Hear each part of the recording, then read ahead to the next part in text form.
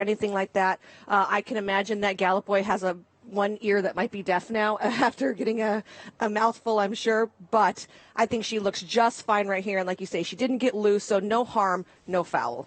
Your thoughts on her chances in the distaff?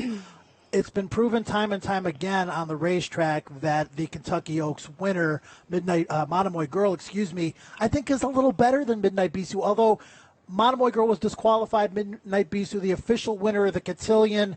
This filly, though, has just been so consistent all season long from start to finish. Well, and you have to remember, she started over with us in Southern California, so I have a big affinity for Midnight Bisou. We like to say the ears have it with her, and I think that the mile 8th might be a touch too far. Let's take a look at Collected now. As we alluded to earlier, lots of Bob Baffert trained horses, and I'm really glad you're on set with me, Michelle, for so many reasons. But one of the most important of which is you've seen these horses in California. I want to get your opinion on how they're acclimating here to Churchill Downs. I know for the Baffert horses, for many of them, it's just the first day, but that can be important as we get closer and closer to the big races. It can be, but look at Collected right here. He's obviously on the outside looking in, but he couldn't look any more perfect right now. I watched him really start to prepare at Del Mar this summer because I did a work show every week, so we got to see a lot of Collected. He looks super right here, and I was actually out in the Breeders' Cup paddock schooling yesterday morning. I got to see a lot of the Bafferts. They all carry great weight. They all look like good shippers. Bob knows which of his horses have the right constitution to ship back and forth across the country. And, you can tell some horses ship in and they look a little lean, a little light. That's not the case with Collected. He looks just as pro as he did when we left Santa Anita a week ago. He's going to head off to the breeding shed after this weekend. Regardless, I'm pretty sure we've seen all kinds of things about him being retired, but he looks spectacular right there. He needs a defection right now. Mm-hmm. He is on the outside looking in, needs one scratch to get in. Bob Baffert really wants to run him. He's talked about the horses that he has for the Classic, and he has talked very highly about Collected, although the return run was a little bit disappointing on paper and watching it visually as well. They're talking about re-adding the blinkers to this horse. It really seemed to me that when the blinkers came off, Michelle, that's when this horse really woke up and took his game to the next level. It looks like the blinkers might be going back on. Any insight into that? I don't have any insight into that, and I wish I had thought of it because I had Bob Baffert on a panel yesterday. But, this could just be a case of let's just try. He doesn't use big blinkers. You never see a Bob Baffert come out in full cups. He's going to come out in the little cheaters, so it's a minute amount of focus for him. All right, so that's a look at some of the horses that were on the racetrack earlier this morning. Lots to come, and let's send it to the third member of our team, Gabby Gaudette, on the backstretch for some Wednesday morning news. Welcome, Gabby. Thank you so much, Joe and Michelle. Well, as you can see, we've shed a couple of layers here in the time being. The first day that we started the show, we started off with a knit cap and pretty much the heaviest jacket that I own in the closet. Today, just a vest and a little shirt here today. It is a beautiful, beautiful morning, but we are expecting some rain later this morning, so we'll get to that in just a second. But news yesterday, we did hear that Phil D'Amato trainee Hunt is now out of the Breeders' Cup Mile. Phil D'Amato reporting that he did come up with a little bit of a temperature and did not make the plane shipping from California here to Churchill Downs. So in turn, Divisadero will draw into the Breeders' Cup Mile. He was third in the he won the Grade 3 Arlington Handicap, third in the Grade 1 4-star Dave. And it's pretty exciting because this will be his trainer, Kelly Rubley's first ever Breeders' Cup starter. Now, Kelly Rubley did come up under the tutelage of Jimmy Toner, and she does a fantastic job. So exciting for her and the connections there. Divisadero draws into the Breeders' Cup Mile. We also we were able to kind of catch up with track superintendent Jamie Richardson with some predicted poor weather in the forecast. Obviously, initially we were supposed to get the rain starting at about 10 a.m. So we did get the chance to talk to him. He did say that turf training will resume today, and he expects to continue turf training tomorrow as well, even with the poor weather expected. So that's good news. And one observation that I did make, I was out here a little bit earlier, and a lot of horses pushed up their training schedules. I'm familiar with a couple of these horses like Imperial Hint and several other horses training after this first break around 7:30, 7:35, even 7:40. But we've already seen a lot of horses already hit to the track with that weather expected, although the weather has been pushed back to about 11 in terms of the rain today. And in terms of the European horses, Roaring Lion and Enable, Roaring Lion will once again hit the track just after the break around 7:35. I'm interested to see how he gallops here today, because yesterday he did look a little bit awkward, but as I mentioned yesterday, he wasn't into a strong gallop. It was more of a hunt canter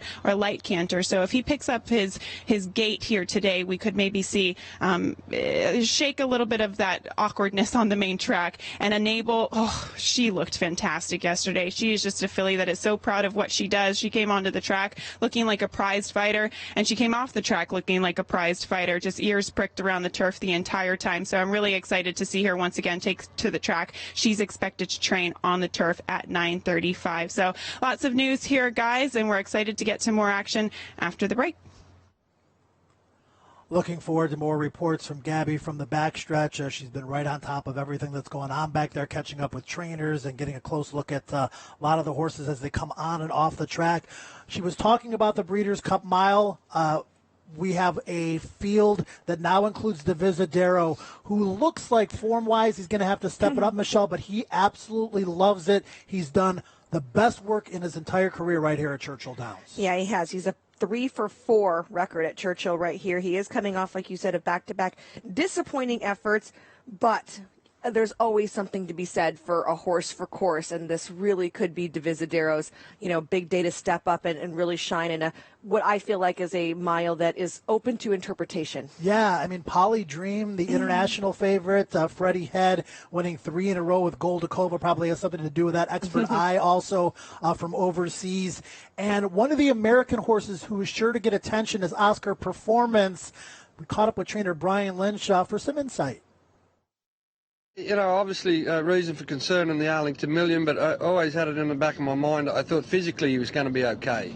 I watched the way he was eased, and I could see that he was load bearing, and he didn't seem to be lame in any way. And I rode the ambulance back with him to the barn. I could see that he was fine. So when we walked off that ambulance, it was a sigh of relief, and then we sent him to Rood and Riddle and had Dr. Bramlage go over him, and he gave him a stamp of approval to go on. So it was fun to come back and be able to win the Wood by a mile.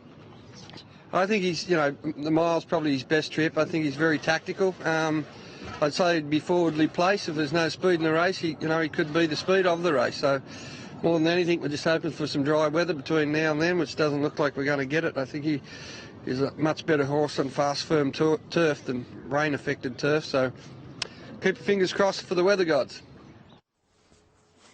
Brian Lynch has been animate, and you just heard him say there, Michelle, that he wants firmer turf for Oscar Performance. He's a little bit concerned about the impending weather. Looks like we're going to get some rain today, Wednesday and Thursday, but clearing up for Friday and into Saturday.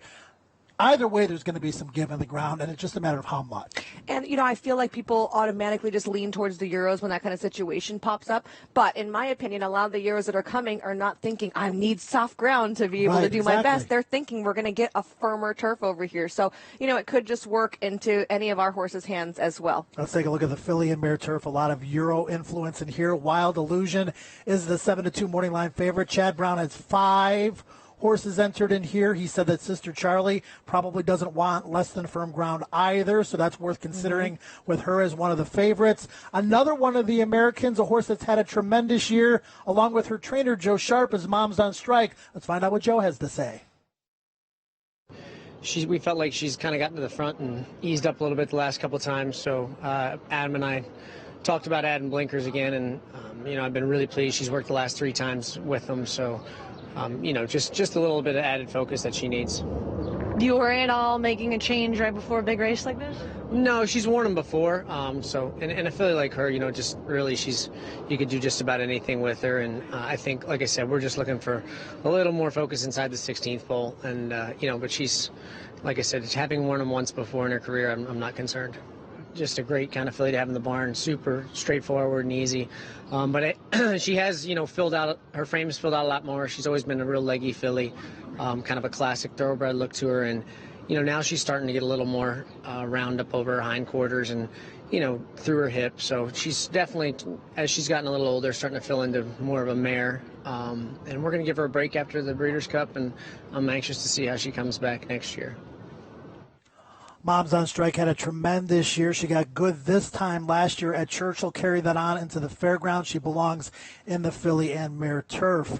We welcome in clocker Brandon Staubel now, who has been watching everything that's going on from high atop his perch here at Churchill Downs. And Brandon, a lot of American horses that you're familiar with, a lot of American horses that you're getting used to, but it's a whole different ball game when those Euros come in.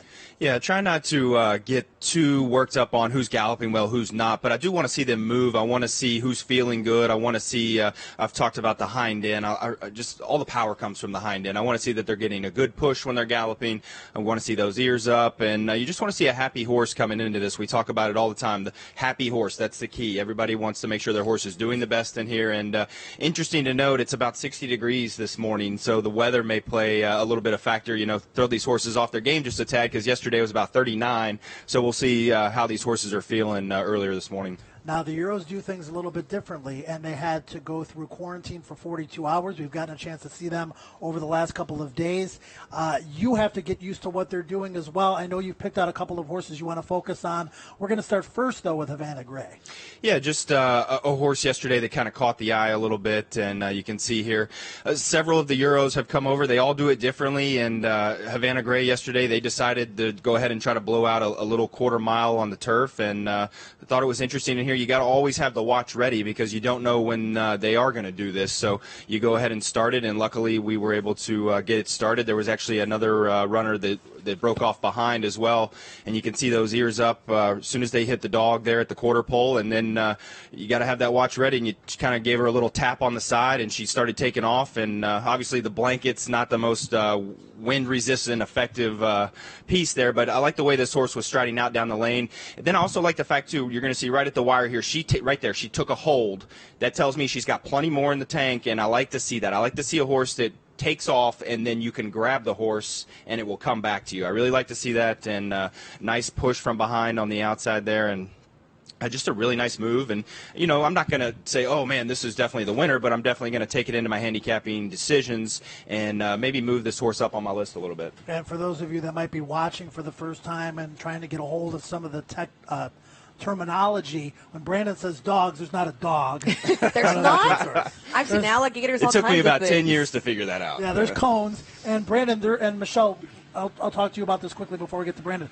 They're way out on the turf course because we want to keep the inside part of the grass as pristine as possible. And you can see there was plenty of kick back there, so we don't want that on our lower, inside rail of the turf course where we're going to be utilizing it for the big day. So that is what the dogs are for, to keep everybody out, and then they can continuously move that. So every day when they allow these horses to gallop on the grass, we don't chew up the same portion of turf. I mean, we've got guys out there constantly stomping in the divots, putting things back to make sure we have a nice, beautiful, pristine turf course, so the dogs just help protect that. Let's talk about a couple of more horses, Brandon. One Master's next on your list. Yeah, just another one yesterday.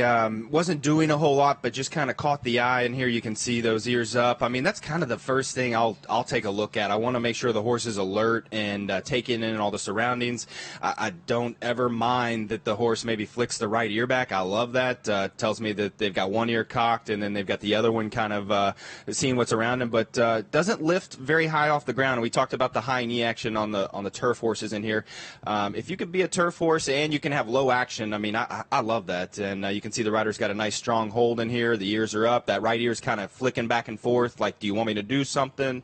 What's going on in here. It does flip to the wrong lead. I'm not worried about that. That's just kind of a typical Euro. Even some of the other U.S. runners can do that. I mean, just a nice hold, just a nice, easy what I call a leg stretcher over the turf course in here. And just one when they're galloping out there. I mean, some of these horses just kind of catch your eye a little bit. I tell everybody all the time, you want to see horses go to the paddock. Some of them just have that swagger and they catch your eye in the paddock. It's the same way when they're galloping out here. They just kind of catch your eye a little bit. Can I just say I really like to see when this horse saw the company in front of him, he kind of listen to his rider, like, do you want me to go buy this other horse? And, was keen to go up on the outside, but the minute the rider was like, no, don't go too fast. He's just very handy, it looks like, and you like to see that. And he is a horse that comes from behind typically in his races, but I feel like that really does lend yourself to success when you can just show, even in the morning, how good of a mind that horse has. Yeah, like when they grab the bit, so to say. They pick up a horse, they grab the bit, and like you say, they kind of come back to the rider and say, okay, I see this horse. If you want me to go get it, I will. Now, Enable is going to be the odds-on favorite for the Breeders' Cup Turf. She won the ARC. No ARC winner has ever won the Breeders' Cup Turf. They're 0-for-8. But a horse in the company lines is Waldgeist, and Waldgeist was only beaten a couple of lengths by Enable and didn't have as good of a trip. This is a horse that a lot of people are very intrigued by. Yeah, and one that kind of caught the eye yesterday as well. You can see they've got the nice piece of equipment there, some type of draw rein, trying to keep the horse's head down. You can see he's on the bit. He's chomping at the bit a little bit in there. Ears are up, and just a very slow gallop in here, and then he'll come down the lane and just kind of let the legs stretch a little bit. Maybe a horse that gets worked up a little bit in the AM, and definitely wants to do a little more. Just caught the eye with the flesh and the coat.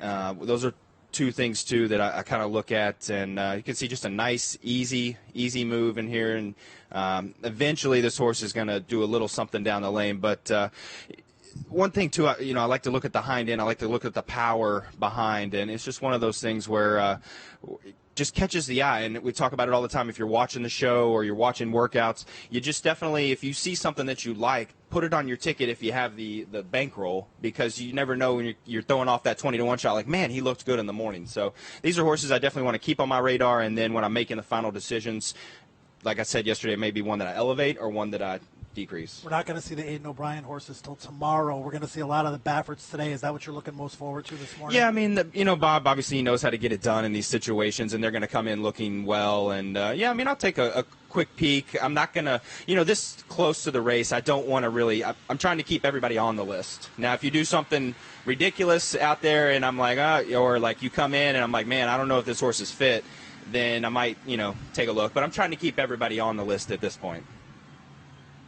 Well, thank you for your time, Brandon. Yep. As always, I'll see you in a few hours because we do race today. Don't forget that we race. I need you. Don't get lost. I got to go. Did you bring a tie, I hope? Nope. We'll deal with that stuff later. Okay. Right now, Gabby Gaudet is with Chucky Lawrence, the trainer of Glorious Empire, who looks to spring another upset. He's been doing it all year. Can he do it in the Breeders' Cup Turf?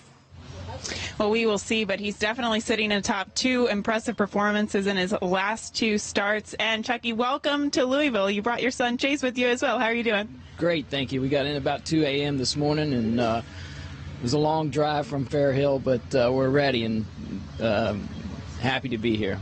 I'm happy you guys are here, too. And Glorious Empire, he has been spectacular in his last couple of starts. And, Chucky, both of those starts have come at Saratoga. And last year he put in a huge performance up at Saratoga as well. Do you think he's a horse that likes Saratoga, or have you seen him kind of turn things around recently? Well, I think he likes Saratoga, but he really has turned things around. I think that this race course should suit him. It's a lot like Saratoga. It's an old-style turf course, tight turns. So I'm hoping that it'll really be in my favor. So. Well, and I heard that he is kind of a little bit of a quirky horse. You actually put him in the van when you ship other horses to race. Talk a little bit about that and how you kind of maintain his mind. Well, we keep him occupied, and we do even put him on the van at Fair Hill and take him around Fair Hill. It's just trying to get it to its old school, and he shipped up here last night beautifully. So it's a training method I have with a nervous horse, and get it from the old timers, Mikey Smithwick and Dickie Small. So it. Exactly. I remember the last time with Dickie Small doing that to Broadbrush, wasn't it? Broadbrush, yes. It's definitely an old school type of move. So with that in mind, do you have to change a little bit of your training? What are you going to try to do to keep his mind busy here at Churchill? Well, it's a little hard to find 6,000 acres here to take him out and train on, but he's actually gotten pretty good on the racetrack. But we will train him the morning of the race and things like that, just to kind of keep his back down, keep his mind settled, and then the challenge will be, of course, the race day in the paddock, and just keeping him focused on his task at hand, winning. Will you be planning on paddock schooling in the interim? Well, we're going to figure something out. I'm going to try to do that tomorrow, probably. I don't know. I think it comes down to race day, keeping his mind focused and keeping him settled and letting him do his thing. Well, this horse was claimed for $50,000 for Matt Shearer, and Carlos Martin originally trained him and then shifted gears to you. Just talk about the relationship between you and Matt Shearer, and just his ability to claim such brilliant horses and have success with them too. Well, Matt and I work really well together. I mean, he's a meteorologist, so he can predict the weather way out, which is unfortunate for the Breeders' Cup because he called it 2 to 4 inches of rain about a month ago.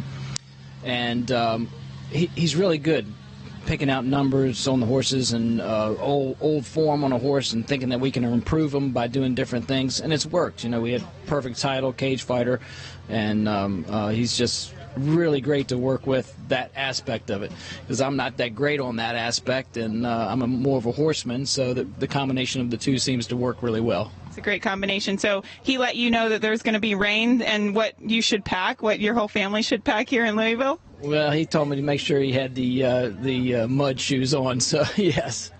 All right, Chucky, well, we wish you the best of luck, and we're really excited to see Glorious Empire this weekend. All right, thank you so much. And Glorious Empire will be taking to the track in just a few moments, guys. He's going to be first after the break.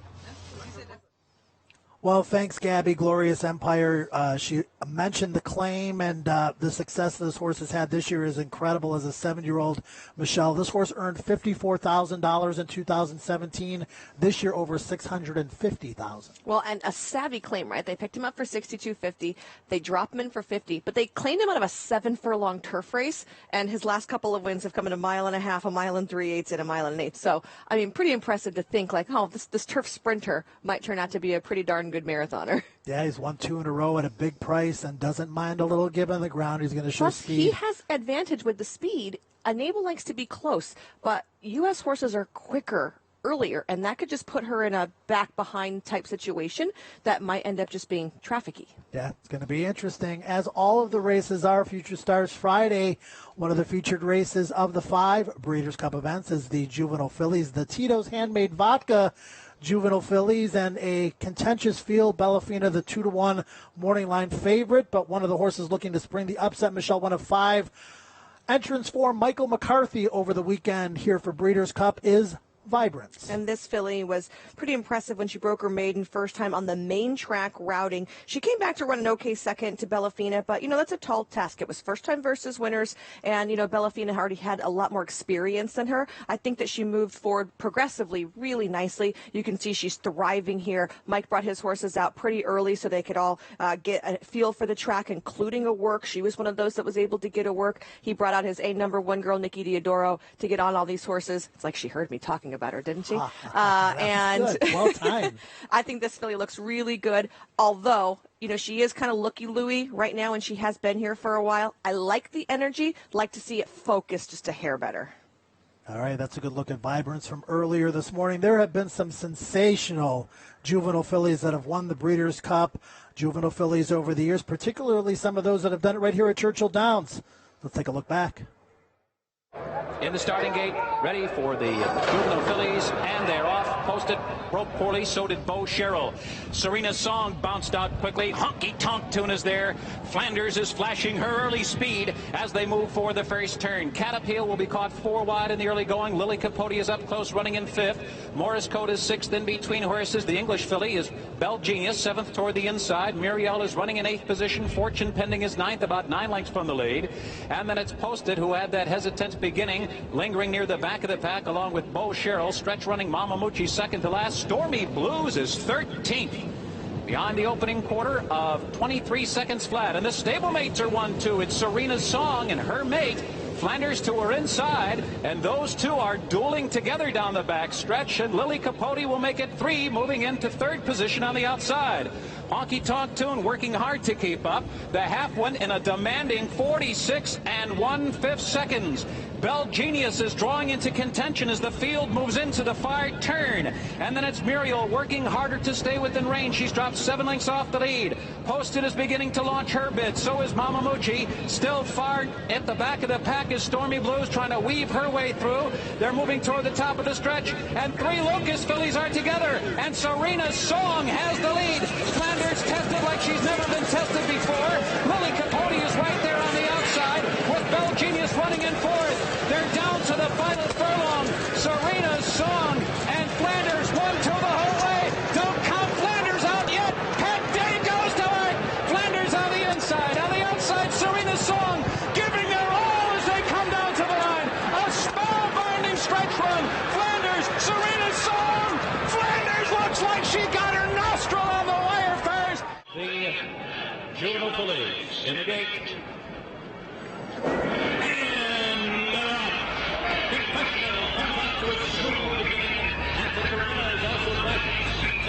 An extended applause right there for Rail. And so Silver Bullet Day is lifted on the outside. Unbridled Black rides the rails in 6th position. Randy is 7th and Rail is 3 wide 8. Excellent meetings at the back of the pack along with Emanating. As extended applause takes the field into the next stretch. Picked off a quarter of 23-2. Extended applause delivered by a length. Now making up to her, Anticarana runs along in second lane. Professional is right off the pace in 3rd position. 3 rings fourth, moving comfortably with 5 furlongs to go. And Silver Bullet Day is still unhurried, running 6 lengths from the lead as they move for the far turn. The pace is a reasonable one, 47 1/5 seconds for the half mile. Ray L now advances to 6th. And there goes Excellent Meaning now. She's launching a bit as the field rounds the far turn. It is still extended applause, blazing the way with 3 furlongs to go. Anticarana asks for a bit more run. And there goes Silver Bullet Day with a flourish on the outside, and she is charging toward the front. Also gaining ground is Excellent Meaning, and 3 Ring is there down toward the inside. Confessional is thrown in the towel, and as they come to the 8th pole, Silver Bullet Day strikes the lead. On the outside, Excellent Meaning is now driving up to be second, and Baffert 1-2 in the Juvenile Fillies. At the 16th pole, it is Silver Bullet Day. Excellent Meaning, the final surge as they come to the line. Here's the wire. The filly champion is Silver Bullet Day. And stablemate Excellent Meaning finishing. Some great prior memories, Michelle, and a lot more to be created. That's what the Breeders' Cup and, in fact, horse racing is all about. Horse racing is all about, That's Joe. right. That is key. We've got horses on the racetrack. And right on cue, Breeders' Cup Juvenile Fillies, Serengeti Empress schooling in the paddock. I believe there are at least 50 Breeders' Cup horses on the racetrack already. Serengeti Empress going to school in the paddock. I know when I got off the air yesterday, I went back to the paddock because my filly was actually in the paddock, and man, it was like mayhem in there. There were like 40 horses schooling in the paddock yesterday. I know. I couldn't believe that it wasn't maybe a little staggered, but I have to say, everyone so well behaved, including some of the California horses that I have seen be naughty schooling. Bellafina is one of those. Before she ran her last race, was such a little bit naughty schooling. She was an absolute gem in there. So a lot of the horses handling it, no problem whatsoever. But I like to see this too. I like to see the trainers taking advantage of another trip to the paddock. And let's be honest, this is probably one that might not need it because she's stabled locally. She's run here before. But Tom Amos doing the right thing here, taking Serengeti Empress to school in the paddock this morning. Yeah, she hasn't run since September the 15th, so just getting reacquainted with these surroundings. She won the Pocahontas by 19.5 lengths and was standing by the winner's circle for that race, Michelle, and it looked like a common gallop that she won in that particular day. And, you know, she likes to be forwardly placed. There's a lot of speed in there, but rumor has it from the Tom Amos camp that they're going to play Come Catch Me If You Can. We got a chance to talk to Norm Cassie a couple of mornings ago about his first Breeders' Cup entrant. Went out on his own after serving as his father, Mark Cassie's assistant for several years. And for a young trainer like Norm, any trainer, it's a thrill to have a horse in the Breeders' Cup. His first year going out on his own, just a little bit of icing on the cake. He's winning races at a 20% clip, and he's been very, very good with young horses and turf horses. This happens to be one of both of those. Well, it helps when you come from a stable that does great with all types of horses. He's really gotten to get a feel for how to handle these championship days, even though this is the first time that they'll run under his name on Breeders' Cup. Like you said, he's been here with his dad through Breeders' Cups, for the last 10 years. So I feel like shouldn't falter any under the pressure. He knows how to campaign a horse for the Breeders' Cup. He knows how to handle it once he's here. And that horse looks really good. All right, you recognize those saddle tells. Marley's Freedom McKenzie. Marley's Freedom and McKenzie. Marley's Freedom for the filly and mare sprint. And this filly has just thrived under awesome. the Bob Baffert training regimen. I mean, not Really? every horse is good enough, classy enough, sturdy enough to thrive under the Bob Baffert training regimen, and Marley's Freedom has just really come into her own. She was incredible in her most recent race at Saratoga. And the way this race sets up, Michelle, there are a lot of horses that do the same thing. They either want the lead or they want to press the pace. This is a horse that not only has a style to stalk and pounce or close from deeper in the back of the pack if she needs to. She's got the right jockey in Mike Smith for that as well.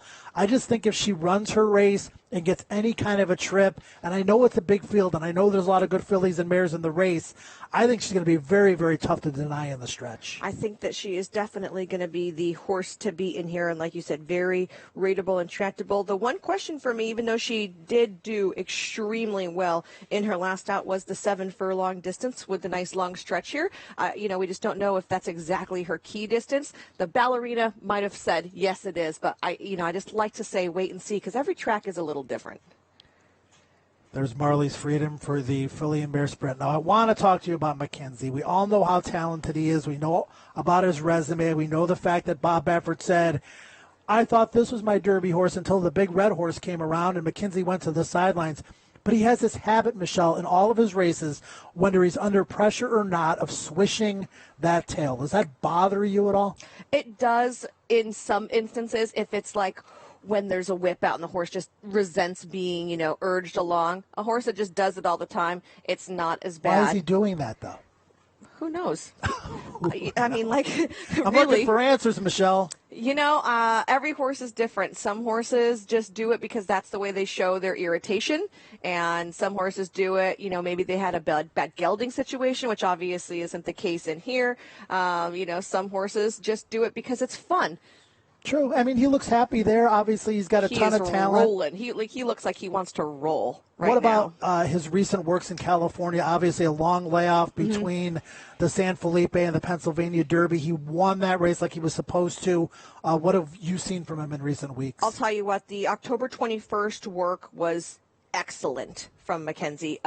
Not only did he have a really good work, which translated to a good time in a minute 11 change, he had a massive gallop out. He galloped out a full mile that day, and it looked spectacular. So, he is training really well. His most recent work was a 5-panel move. He worked with Dabster. It was also a very good work. He is a horse that seems to be maturing at just the right time right now. And while I haven't always been the biggest McKenzie backer, at home, because, we're trying to find prices, I always end up being a Baffert hater, I feel like, because I'm looking for the better price.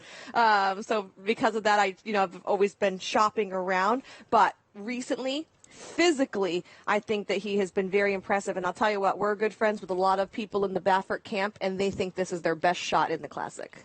Baffert's won 3 of them. Bayern, American Pharoah, Arrogate, all 3 back-to-back-to-back. $27 million in career Breeders' Cup earnings. All-time leader is Bob Baffert in that category. Second all-time in wins to Dwayne Lucas. And he not only has McKenzie, but he has West Coast coming in for the Classic as well and collected on the also eligible list. And to say Bob Baffert's been on a great run his entire career, obviously, but most recently with a pair of Triple Crown winners in American Pharoah, and most recently this year with Justify. It's Bob Baffert's world. We're just kind of living in it. Yeah, Bob Baffert has said he's a lucky son of a gun, and, he gets some really good stock, but he's able to develop them successfully as well. Glorious Empire. Gabby Gaudet had an opportunity to catch up with trainer Chucky Lawrence earlier. Michelle, so many great stories in the Breeders' Cup, from horses that were purchased for marginal sales prices to connections that are trying to make their way in the game and have that once-in-a-lifetime horse, to horses that were claimed that are now Breeders' Cup horses. Glorious Empire fits in that category, and he is in the absolute best form of his career as a 7-year-old. Yeah, we've seen a lot of claiming horses that have done very, very well. Mike Maker is kind of known for those claiming horses that excel, especially on big days. This horse has been all over the world. As you see, he's an Irish bred. You can tell by his tattoo on his shoulder that he's raced in either Australia or New Zealand or somewhere like that, because that's where they identified them there, and he looked sprightly on track right now. There's Havana Gray, by the way. And Roaring Lion. Yep. Great. I knew Havana Gray was coming. That's Frankie Dettori up. You can tell by his trademark multicolored helmet cover on there, on that nice gray horse, Roaring Lion, a son, by the way, of Kitten's Joy. Your thoughts? I haven't even gotten to see him at all, so I'm just on form. Well, on form, obviously, it's a question mark. Is he going to handle the dirt or not? You know, the MARE Vianet is by Street Sense, so obviously you would think that should be fine on that side. And as far as Kitten's Joys goes, even though he was majorly a turf horse, and his offspring you tend to think are a turf horse, he actually hits at 14% with turf horses and 14% with dirt horses. He's a very equal sire. Smaller sample, but still as successful. Yeah. And he is the leading sire in North America right now. Right. So there's something to be said for that. You don't do that by winning a bunch of grass races. Gabby mentioned it earlier, and I completely agree with her, that he didn't look completely comfortable on the dirt. Again, he's going to train on the dirt every day because he's going to be running on the dirt, and he needs to get used to it. Not a great draw for him. He drew inside. Probably going to have to take, at least at some point in the race, some dirt in the face, but there is absolutely no questioning this horse's class. We seem to have a Euro like this every year who's trying dirt, who has a ton of class. And outside of maybe Saki, Giants Causeway, most of them fail. But again, if you like him, you're going to get 10, 12 to 1 at least. I mean, I feel like you have to give a lot of these horses some kind of credit for trying. You know, you don't see a lot of our big, Triple Crown horses going over to Europe and trying a grass race, right? What you have to remember about Roaring Lion, too, though, is he is an open length winner on Polytrack. So I feel like that, at least lends him one step in the right direction, because you're going to get some kickback on Polytrack as well. It is going to read, we try to say it's more like turf for here, but I think for over there they consider it as a good dirt stepping stone. We saw Aidan O'Brien utilize it last year for a lot of horses, so I think it is something to pay attention to. And we just saw Havana Gray break out. Gronkowski both won on Poly before their Triple Crown runs. Talk about the gate schooling, Michelle. Obviously, this is just another important part of the process. Absolutely. I love to see horses school in the gate. We just saw Havana Gray actually break out super sharply. That looked really good. And we'll see Roaring Lion stand in here. Of course, in Europe, they don't utilize headers like we do. And our starting gates are a lot more spacious, which means for a horse, if they don't have someone in there, that gives them a lot more wiggle room. What you want to see from a horse standing in the gate is you want to see all 4 feet down on the ground. You want them to have equal weight. You don't want to see them leaning forward because they could fall. You don't want to see them leaning back because that's when they leap out of the gate. I definitely don't like the head throwing right here from him because he is not focused at all. And generally, when you stand your horse in the gate, it's practice for race day. So personally, my husband and our barn, every time our horses get in the gate, we point them. Now, a lot of thoroughbred people don't. They keep their heads turned and only point them when they're ready to go. But we like them to bird dog. We come from the quarter horse world, and it's all about the break. There's a lot of action going on right here. I see there's no gate guy schooling on this horse. So there's no one there to say, hey, you have to pay attention, which you would generally see with the American horses. At least someone in there, shaking their head one way or the other to get them to pay attention and focusing them. They're kind of letting this horse get away with it for a little bit, so maybe that's just the way he is. Obviously, I haven't seen him in the gate schooling before. Frankie seems relatively comfortable on him, despite the fact that he is acting up a little bit. So I think that that's probably just the way he is. And now you can see the gate guy getting a handle on his bridle. He's going to help point him. So let's see if he smartens up. Oh, yeah, look. As soon as someone puts some pressure on him, he's like, okay. There you go again, though. I mean, it's interesting. This is all part of the process. Obviously, the dirt is the big question mark with Roaring Lion, and he broke pretty well there. Oh, look, Frankie's going to get after him right out of the gate, too. Got really hot in the gate because he was not anywhere near that hot when he was walking around behind it. He looks like he's getting over the dirt just fine. And obviously that was very quick, just to make him break and be sharp there. I don't know, He's like, Michelle, what, you don't want me to go? Well, he's climbing here because he's fighting being pulled up. Yeah, but when he was first turned. asking him, he looked okay, I thought. Yeah, I mean, obviously they don't want him to do too much, but you could see that lather on his neck. Well, he was being. It's warm. I'm sweating. Warm. It's warm. I mean, a lot of the Euros do this. This is the third day we've seen him out here. I mean, I can't take any real positives away. I'm not going to bash the horse or again. Well, I will pile on and say it's overly negative. I'll give you one positive. He has not broken really well on a couple of different occasions from the gate. I thought he broke very well there after being miserable. Yeah, he did not look good. You got to be really good. This horse is really good. You got to be really good on dirt against this field. I mean, again, he doesn't have a super dirty action. No. But when Frankie was first asking him, he did not look bad at all. Speaking of dirt action versus turf action, this is a horse that still looks turfy to me. He carries his knees high. There's no question about it. He's run tremendously well on turf. His most recent race is what puts him in the starting gate for the Breeders' Cup Classic versus maybe going in the mile or the turf, because he did handle it in the race. Not only did Yoshida win the race, the Woodward, he was down on the inside early from post position number 1, and he did take dirt. He was shuffled back. He had to come 10 wide on the turn. He finished great to win over a racetrack that was a little bit conducive towards off-the-pace types. But based on that performance, and again, Belmont, Cigar, Lee, those are horses that began their careers on turf that wound up being even better on dirt. Maybe this horse belongs in the same category. We'll wait and find out on Saturday. Yeah, let's play wait and find out. I don't know if I want to stick him up there with Cigar just yet off just an example. I don't know if he wants to go the mile and a quarter either. I mean, he was primarily, I feel like his better races were sometimes maybe just a flat mile. He's obviously gotten the mile and an eighth just fine, but there is a big difference between a mile and an eighth and a mile and a quarter. Yeah, I agree. And, this isn't one of the horses that I'm going to be using prominently when we talk about tickets, multi-race wagers, etc. I won't be leaving them out playing tries and supers, but there's too many horses that I like better in the Classic than to focus too much on Yoshida. But again, we'll wait and see. And Elliot Walden, I know you're listening.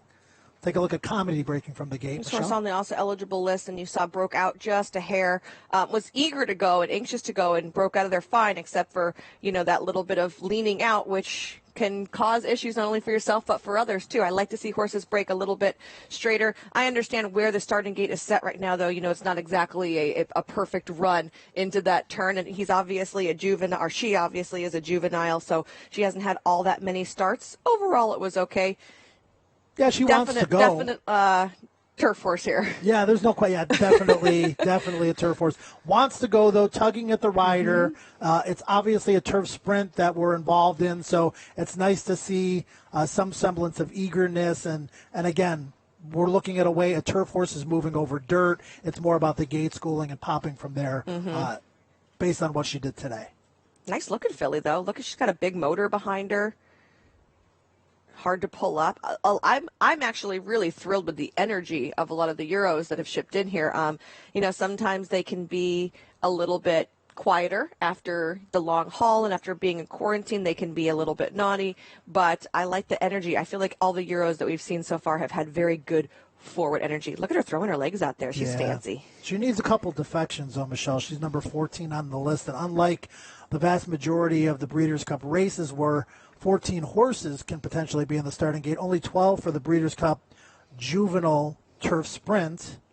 And here's one for the Juvenile Turf, King of Speed. Jeff Bondy. Good-looking horse. Well, all Jeff Bondys are usually good-looking. Actually, I will say this horse has a really good constitution.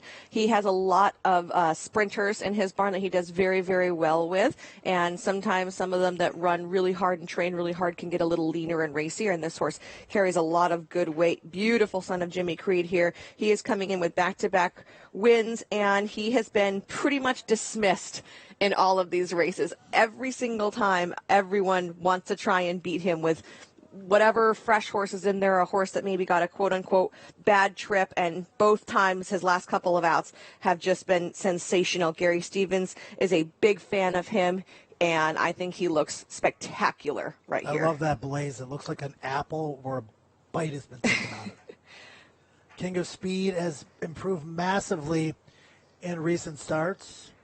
Oh, We're going look to at switch him. gears and take a look at one of the contenders for the Breeders' Cup Classic, Pavel. Is it Pavel? Doug O'Neill says Pavel. I know he does, but I don't think it's Pavel. Do you watch hockey? I do. It's Pavel Bure. I mean, So is it Pavel or is it Pavel? Okay, then I guess that is. I call him Pavel. But As do a lot of announcers across the country. But talking to Travis Stone, I think, he's going to try to get clarification, as is Larry Colmus. Well, I mean, Doug has told me, because we all ask, no, it's Pavel. But then he's like, but it could be Pavel. So, it's very hard to have the straightest answer from Doug. Actually, I have to say, Pavel or Pavel looks excellent right here. He's usually a very hot running horse. I think that this 65-degree weather is much cooler than we've had in California recently. He must be feeling good out here. He's got he's a good energy horse. He worked October 26th, right before the races. And Doug has utilized this on several occasions. He did it with Nyquist. He did it with I'll Have Another before the Kentucky Derbies that they won. And, Santa Anita doesn't allow it for every horse, obviously, but Doug feels like it is the closest way to simulate a race day situation. You withhold their fee. They go out to the paddock. They go out in the afternoon, and they are able to put in a work. And, Pavel got really warm like he usually does, but I thought it was a pretty good work from him. But he's a good workhorse. He obviously has shipped out here to Churchill down successfully as he won the Grade 1 Stephen Foster impressively out here. But he is going to have to step up his game. He is a very good horse. You'd love to own him in your barn, but he is still, I feel like, one notch below the top tier. And believe me, I bet this horse every time. I told you I always try and beat Bob Baffert. I bet this horse in Dubai. I bet this horse in the Breeders' Cup Classic last year. Like, he is my go-to dude, but he still needs to step up a touch. Well, I hope you bet him in the Stephen Foster because I it was did. 7-1 that day. Again, welcome to everybody joining us from the Breakfast Marquee, brought to us by Windstar and Fasek Tipton. Also to all of you watching all over the world, some of you probably up in the middle of the night or late night to catch this show, and we're very, very happy to have you on all of our outlets. Here's Lone Sailor, Tom Amoss, making the decision a few days ago to announced that he was going to go in the Classic and not in the Dirt Mile. This is a horse that has been very consistent against 3-year-old Company all year, but the win was elusive. He did get that last time out at Remington. Only by a head, though. It wasn't the cleanest trip, I'll be honest, but when you come from as far back as he does on occasion, you have to kind of carve out your own situation, which he was able to do. But let's be honest, the horses he beat were nowhere near what he's going to be facing up to in here. It's a tall task, but nice vote of confidence from Tom Amoss to put him in the Classic when I think he would have suited the Dirt Mile just fine. Yeah, I agree. He's kind of a tweener, I think, Michelle. We've seen him train here at Churchill as a 2-year-old leading up to the Derby. He always trains like a really, really good horse. What is his best? I mean, he's done everything well. Obviously, when you're on the Triple Crown Trail and you're running in some of those later season big 3-year-old races, you're going to be running a mile and an eighth the vast majority of the time at least. And he's gotten it done at a mile and an eighth. You mentioned he didn't have the greatest of trips last out. He broke slowly. He was clear on the turn, was 7 wide, and he was relentless in getting the job done. I think it was the relentlessness that he showed that day that convinced Tom Amoss to give him a shot, getting that taste of victory. He got a very fortunate head, Bob, don't get me wrong, but he did get his head down. I'd love to see him on the grass next year. Is he going to hang around? Oh, yeah, I would think so. I mean, I think he still has to build his resume, yeah? Another horse that was previously claimed, now here in the Filly and Mare Sprint, a man who knows how to win this race, and Wesley Ward as Kirby's Penny. And I haven't seen hide nor hair of her, so all I'm getting is a nice rear shot here. She looks fine from the back, but not much to see from her from the side. She is coming off of back-to-back third-place finishes. She was a winner 3 back. She's got experience over good ground. She's never run here at Churchill. And her lone try at 7 was a second against Allowance Company, where she was the odds-on favorite. So I feel like she's a little all over the place as far as her form goes. But you can't win unless you're in it, right? That's what it comes down to. Claimed from Wesley for 20, and then he claimed her back for 40, and she's won a bunch of races since, but now she's in the Breeders' Cup, Filly and Mare Turf. Michelle and I, we could turn around and take a look at these horses on the track. We see them on the screen, but Gabby Gaudet has a much better vantage point. Gabby? Thank you, Joe. And I want to start off with some of the Europeans that we saw today, including Roaring Lion. As we were mentioning, he did just look a little bit awkward and uncomfortable yesterday. And today we saw a bit of a stronger gallop, more of an open gallop today. And he did look like he was handling the course a bit better. His lead switches were better, at least coming around this first turn and onto the backstretch. So all of that was good. Now, some observations that I've noticed, at least from yesterday to today, he did get very, very warm. But we have to consider that today is much warmer than what we've been experiencing the past couple of days. And also they did more with him. Not only did they open up his gallop more, they took him back to the gate, as you guys were mentioning, and under the lights today too. So you can imagine that his mind was going much more today. On top of that, Frankie Dettori was actually in the saddle today. So a lot of the time horses notice that. They understand that there's a lighter weight on my back. A jockey is aboard. They think that they have to do more. There's a lot that goes into that mentally here for a horse. So I'm not going to take it as a big negative that he picked up a lather, because they did so much more with him. So in terms of his progression from yesterday to today, I would say he definitely took a step forward. I would love him to see him take another step forward, or a couple steps forward tomorrow though too. One horse that I thought was exceptional on the track was Havana Gray, and this horse has been impressing me since the day he got here. So another horse that's doing very, very well. We also saw 40 under for the Breeders' Cup Juvenile Turf for trainer Jeremiah Englehart. This horse, he was okay the first day I saw him on the track, and each and every day he looks like he gains confidence. He looks like he gets more comfortable. He's got a little bit of a playful side to him, and he's really showcasing that now. I just love how this horse is doing each and every day. Catholic Boy hit the track. He took the day off. Obviously, he breezed on Sunday. He was very sharp today, but keeping good weight, good flesh. We also saw Sadler's Joy and Guinevere. Interesting gallops from these two today. Sadler's Joy and Guinevere were both positioned at least towards the rail, at least on the backstretch from my observations, just telling me that the trainers wanted to do more with them today.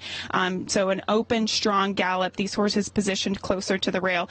And some other horses I wanted to mention, guys, before I throw it back to you. Bellafina. You know, I don't know how, and I would love to get Michelle Yu's input on this, as I have only seen her the past couple of days here in the flesh. She still seems like she's a little uncomfortable, at least coming around the turns. I saw her come around the first turn here, and she was swishing her tail. She looked like her lead switches were a bit off and awkward too. So that was just one thing that I noticed from her. And also Abel Tasman, she looked good. It was her first day on the track. I would imagine she's going to get better with a couple more days on the track as well. But yeah, so that's observations at least here from the backstretch with several contenders. Guys, as you know, it gets a little bit busy here first after the break. So, Gabby, and we thank her for that report, addressed you directly when it comes to Bellafina. Your thoughts? So Bellafina, that is kind of her. She is that's typical of Bellafina. She doesn't always switch leads in her works. If she does, a lot of times it's very, very late. And that's just the way she has always been since watching her progress to her first race. And I don't know if it's a case of immaturity or if it's just her kind of being a little bit headstrong. So because of that, I wouldn't be concerned about it. It's not out of the norm for her as far as the tail swishing and whatnot. That is also the same case.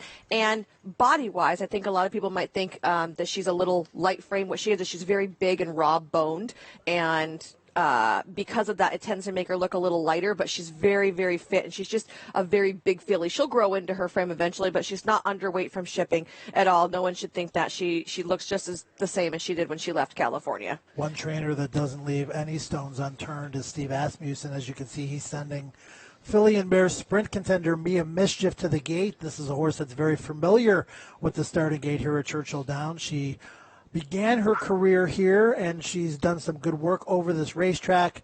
Just getting a look at the starting gate, Steve Asmussen. Final preparations this week, just very, very slow workouts, which is the norm always for his barn. And again, every trainer, and it's interesting when you see trainers come here from California, from New York, the ones that we're really familiar with locally here in Kentucky, they're all very successful, and they all do things similarly, but a lot of times they do things a little bit differently as well. But the results show.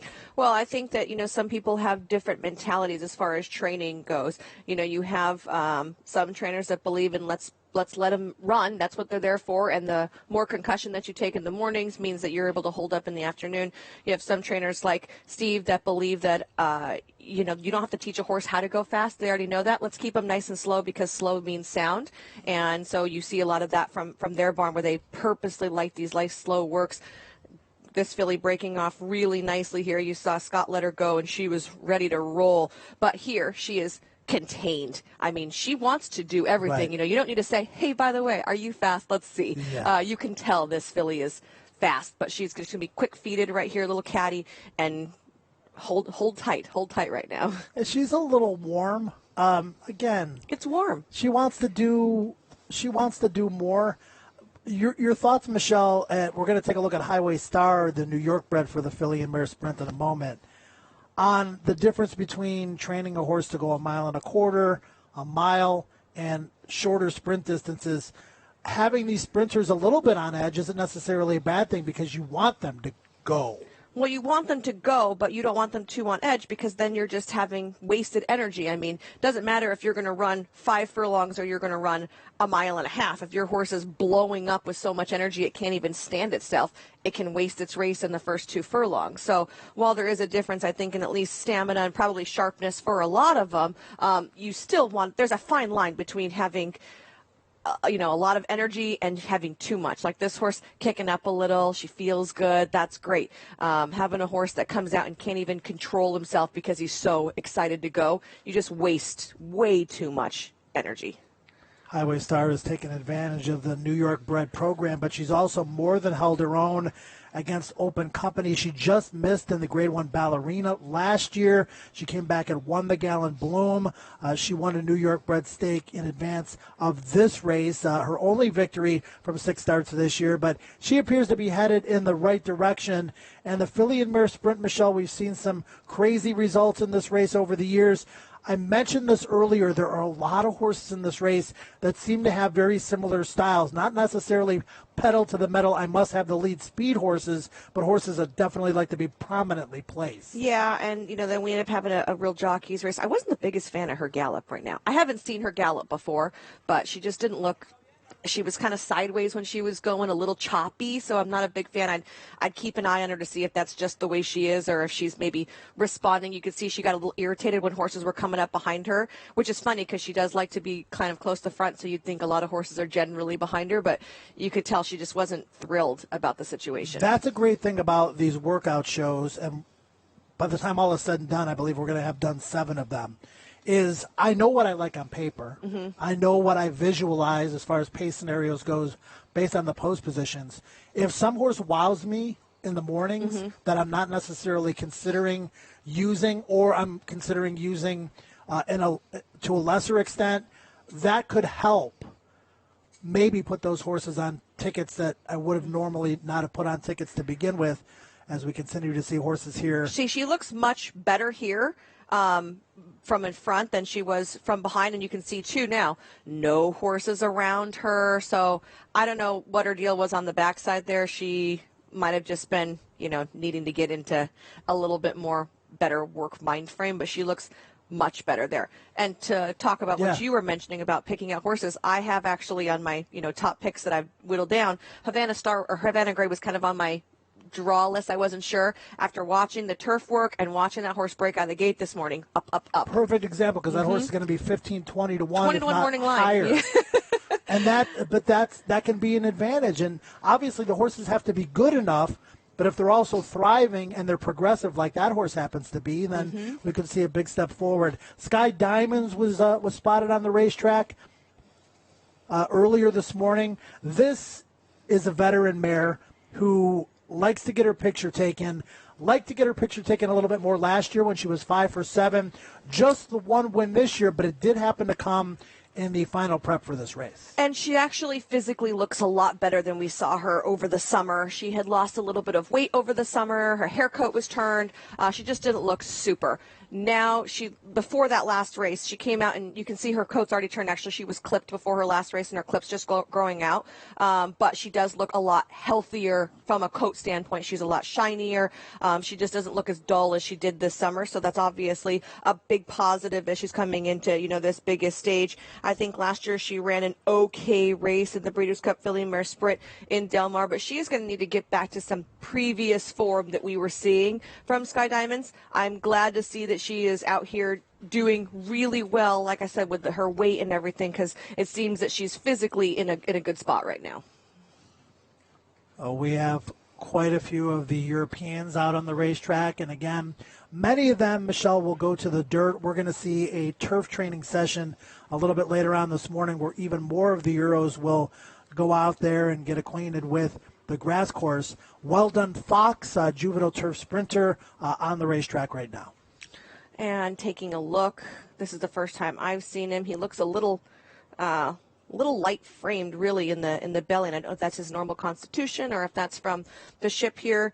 And I wonder if it just might be him because they opt to go no Lasix. And obviously Lasix, a diuretic, so it can dehydrate some horses. And because they choose to go none of that, I wonder if they just think that he's just a little lighter. So, we won't even waste our time with it because he doesn't need it.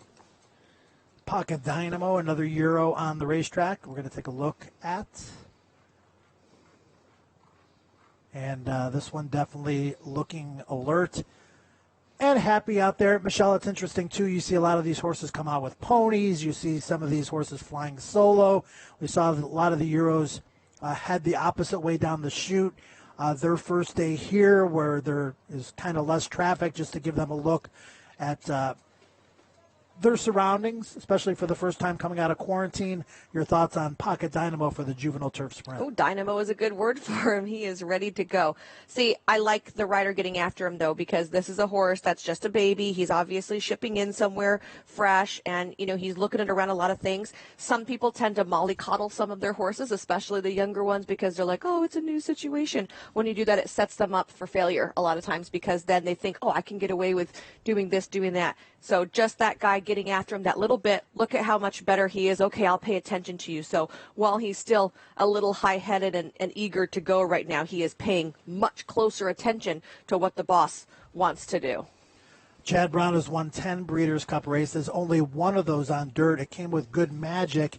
He's got a distaff contender here in Wildcat who was dominated by Abel Tasman when she was at her best, and Elate in the personal ensign. Came back and won the Beldame in her next start, but kind of a watered-down field, particularly for a Grade 1, but she did it the right way.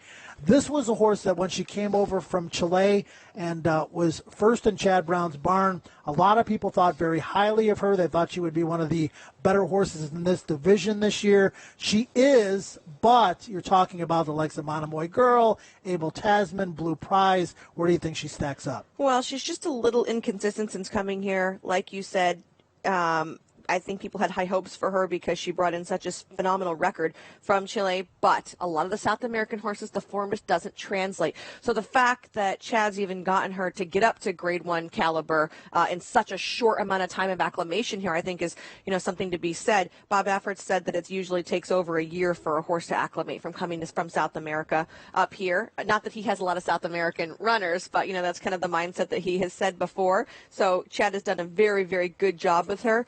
But I don't want to say inconsistent because she's hit the board in all three starts. She is going to have to still develop her game, I feel like. Right now she is what she is. It doesn't mean there's not an opportunity for her to take a step forward. Again, she's a 4-year-old filly, thinking that she's probably going to be around next year to take advantage of the Graded Stakes program out east and maybe even in Florida this winter. Chad Brown, newspaper of record, and 4-star Crook. One hoping to learn from the other, although Newspaper of Record has been making her own headline so far this year, Michelle.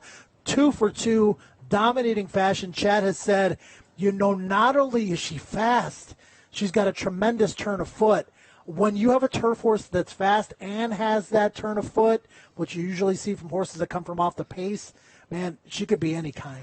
Well, what I like to see, too, is she came from off the pace on debut, and then she went straight to the lead next time. I love a horse that's just really easy to handle. We know what doesn't need a trip can just make their own. I think that is a definite boon for any type of horse. And, the fact that she's already handled yielding ground with the possibility of rain in our forecast, I'm sure gives a lot of confidence. She's probably one of the stronger U.S.-based turf horses that we've had here. And Chad Brown, no stranger to winning this particular race. And another great thing about her, and she's big, it looks like, from here. Yeah, is she breaks clean. Yeah. When you see and you watch replays, I mean, that's a big thing for me. Sometimes, Michelle, horses get slammed out of the gate or they stumble and it's not their fault. This horse breaks very well. She shows speed. Look at the energy she's got right now. She's got a ton of energy. She's feeling good. And, this is a horse newspaper of record. If all goes well, she's in the Juvenile Fillies turf this year. You could see her, down the road making a huge name for herself against older horses. She really is one of those prospects at the Breeders' Cup this year that I'm, in particular, looking very forward, and I'm very excited to see her. Yeah, she looks really good here with so much energy. Big forward gallop from her, and I love the fact that, again, we talked a little bit earlier, there were horses right there, and she went up inside of them like, do you want me to pass these? Yeah. I could totally pass these. Yeah, what a cool build on her, too. She's a little bigger, but she's also... She's very balanced. Athletic frame. Mm-hmm. Very, very well balanced, yes. We talked about Chad Brown, and he does have 5 horses in the Filly and Mare Turf this year. This is one of those. This is 4-Star Crook. She likes to come from off the pace. Also a model of consistency, Michelle. She runs her race every time. And of the Americans, she's one that you have to take a look at. Yeah, my problem with her is while she used to win races back to back to back, this year, we haven't seen her do it. It's been win, second, win, second, win, second. And she won the Flower Bowl last out, which puts her on par for a nice second-place finish. I feel like... I think Interconnections might take second. Well, hey, I don't think that anyone would shy away from second, except for maybe an Abel's camp. They might not like a second-place finish. I think that on the rest of the day, anyone would be happy with a second.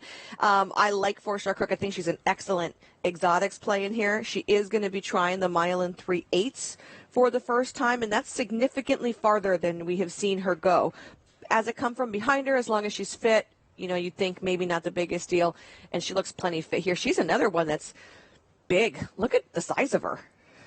Chad Brown has 5 in here, including Tice. She's not big like tall. She's big like she's got like this like thick colty neck, and it's a little short, but it's like chubby, and she's got big old hindquarters. Like you could almost say she looks like a dirt horse right here. Physically. One of 5 Chad has in this race. Isn't that the craziest thing? He's got 5, and I mean he's got Tice, and he's said that he didn't go so far as to call her a rabbit. I mean, she was put in the Beverly D to do the same thing. He says to assure an honest pace. That's a terminology that he used. He also has a couple of others. He's got Santa Monica in here that maybe doesn't have the credentials as Sister Charlie, and a Raving Beauty who should show some speed in the race as well. Mm-hmm. I think it's going to be a really interesting pace setup in the Filly Mare Turf. Here's Stormy Liberal on the racetrack now. Another Good horse old that Stormy will be in the turf sprint, and disregarded last year, Michelle, but made several of us, including me, look stupid. He is a very quirky individual. Stormy Liberal is.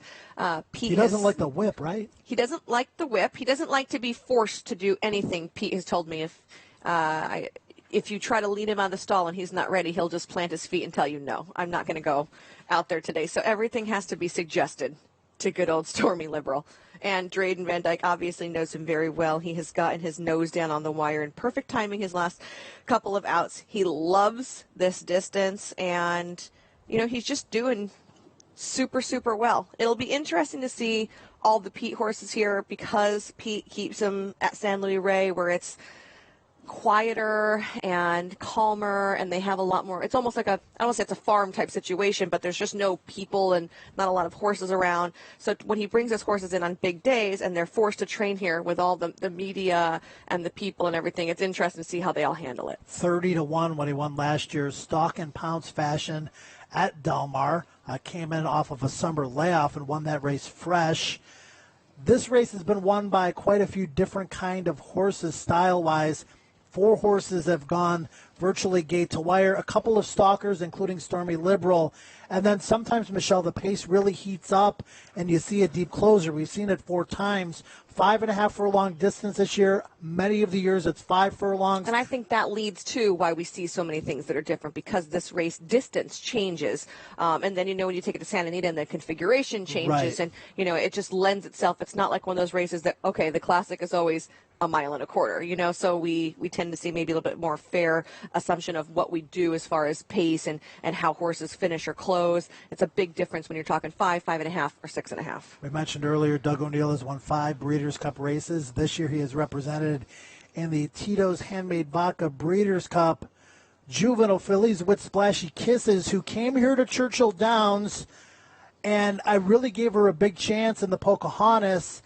She wound up running second, Michelle, but that doesn't tell the whole story, because it was many, many, many, many lengths between the winner, Serengeti Empress, and her. I thought you were going to tell me something like I didn't see, like, even though she got beat 19, something exciting. There really wasn't much to tell you other than that. Her last work I didn't get to see physically, but I do the handicappers report, and the handicappers report said she did pretty well in it, drawing away from her company in that 6-panel move, but that she's going to need to do better to get in contention here. Yeah, I mean, let's just admit and put it out there that Doug's not afraid to run, right? I mean, he's had a lot of success. Well, it's not like she's run last or anything. Yeah, right. I mean, she looked great. I actually picked her in the Pocahontas, which, Serengeti Empress made me look stupid for doing that. But I was trying to maybe get a little bit better price. She was 7-2. She looked good when she broke her maiden Splashy Kisses. She did everything right.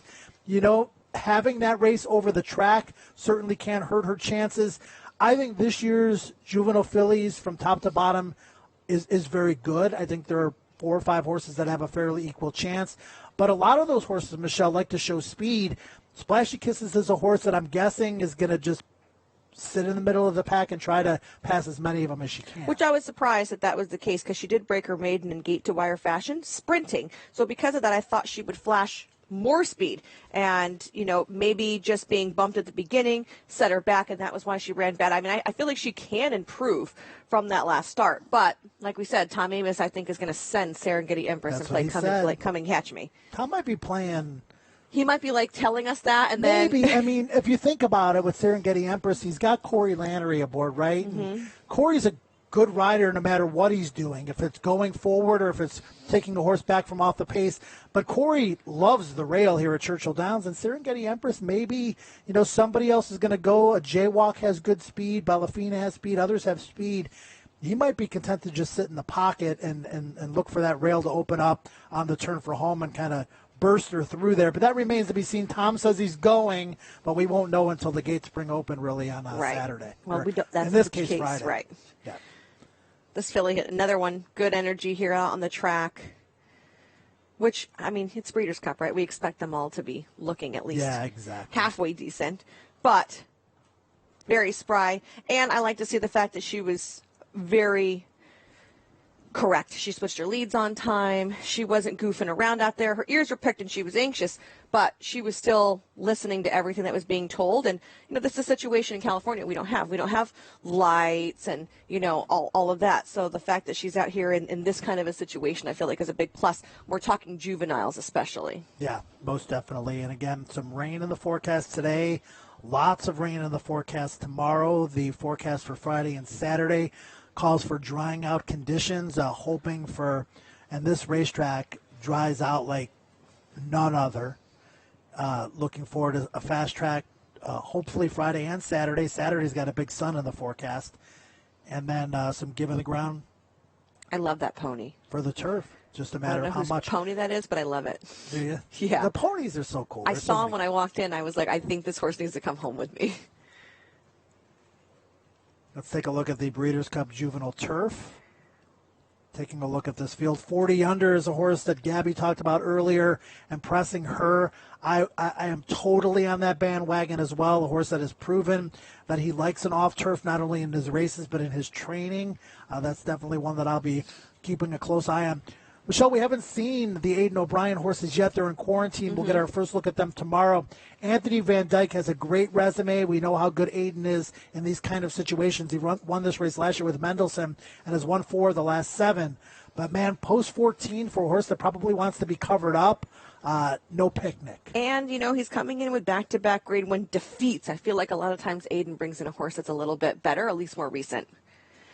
This horse is a knockout. You will never guess when he comes over that he is a 2-year-old turf horse. Look at him. He's got dirt pedigree, though. I mean, it doesn't mean that he can't go to dirt, right, eventually. Right, which is crazy that, Bob even tried him last time out in the Zuma Beach. But I remember he was schooling before the Zuma Beach, and my jaw hit the ground. I was like, what horse is this? And I had to go get off my set and go, run after Jimmy and be like, who is that? Because I thought it was an older horse. And he's like, that's our turf horse. I was like, no way. He is just an absolute stunner. He's looked good here. This is a horse that was here, and we did get a chance to see on the racetrack yesterday. A lot of the Bafferts were getting a chance to see for the first time today, but much better. Again, not traveling with high knee action. Looks like a horse that can handle dirt just as well as turf. Pedigree certainly suggests that as well. And don't you think it's funny that Bob even put him on the grass? grass? I don't know. I mean, that would be a great question for Bob, right? I should, Gabby, I think, is going to catch up with Bob. We should send Gabby a list of all these questions. Gabby pays attention. I know she does. That's true. Actually, that is a very good point that was just made in our ears. Doesn't want to face Game Winner because Bob is very why run 2 when one will do. Yeah, he's been fawning over Game Winner, too, and I know he's got a lot of good 2-year-olds. Tail of the Union was a horse that I was very impressed with earlier this year, who I think has mile-and-a-quarter type pedigree. He's kind of, put him on the shelf to kind of re-prepare him for the rigors of a 3-year-old campaign. But Bob has been very bullish on Game Winner. Your thoughts on Game Winner? Well, Game Winner, I was actually really impressed by in the American Pharoah last time out. I was going to play Let's Try and beat him. He turned around really quick from that maiden breaking score to win in Del Mar, and just the way he did it, I wasn't sure if he was going to successfully stretch out, but I was pleasantly surprised. Not only that he successfully stretched out, but just when you watched the way he did it, I mean, he was rolling at the end, and he looked like he was just getting stronger and stronger and better and better. We've seen Candy Rides really progress as they get a little bit older, so I do feel like that is a plus for him. And it's funny, I had Bob Baffert on my panel on EquestriaCon, and obviously he's coming in liking Game Winner, and Shug's on the panel, and he's like, well, who do you like? And Shug's like, well, I only got one, and was talking about his horse. He's like, is that the Juvenile? I really liked mine until I just heard you talk. He was hearing Bob. all of Shug making his, reasons why he liked his horse, and you could see Bob really starting to think about, hey, hold on, I didn't know anyone was going to be as confident as I was in mine. Here's Bulletin, and this is a very interesting horse for Todd Pletcher in that didn't debut in New York, debuted in Florida, in fact, and debuted in a stakes race.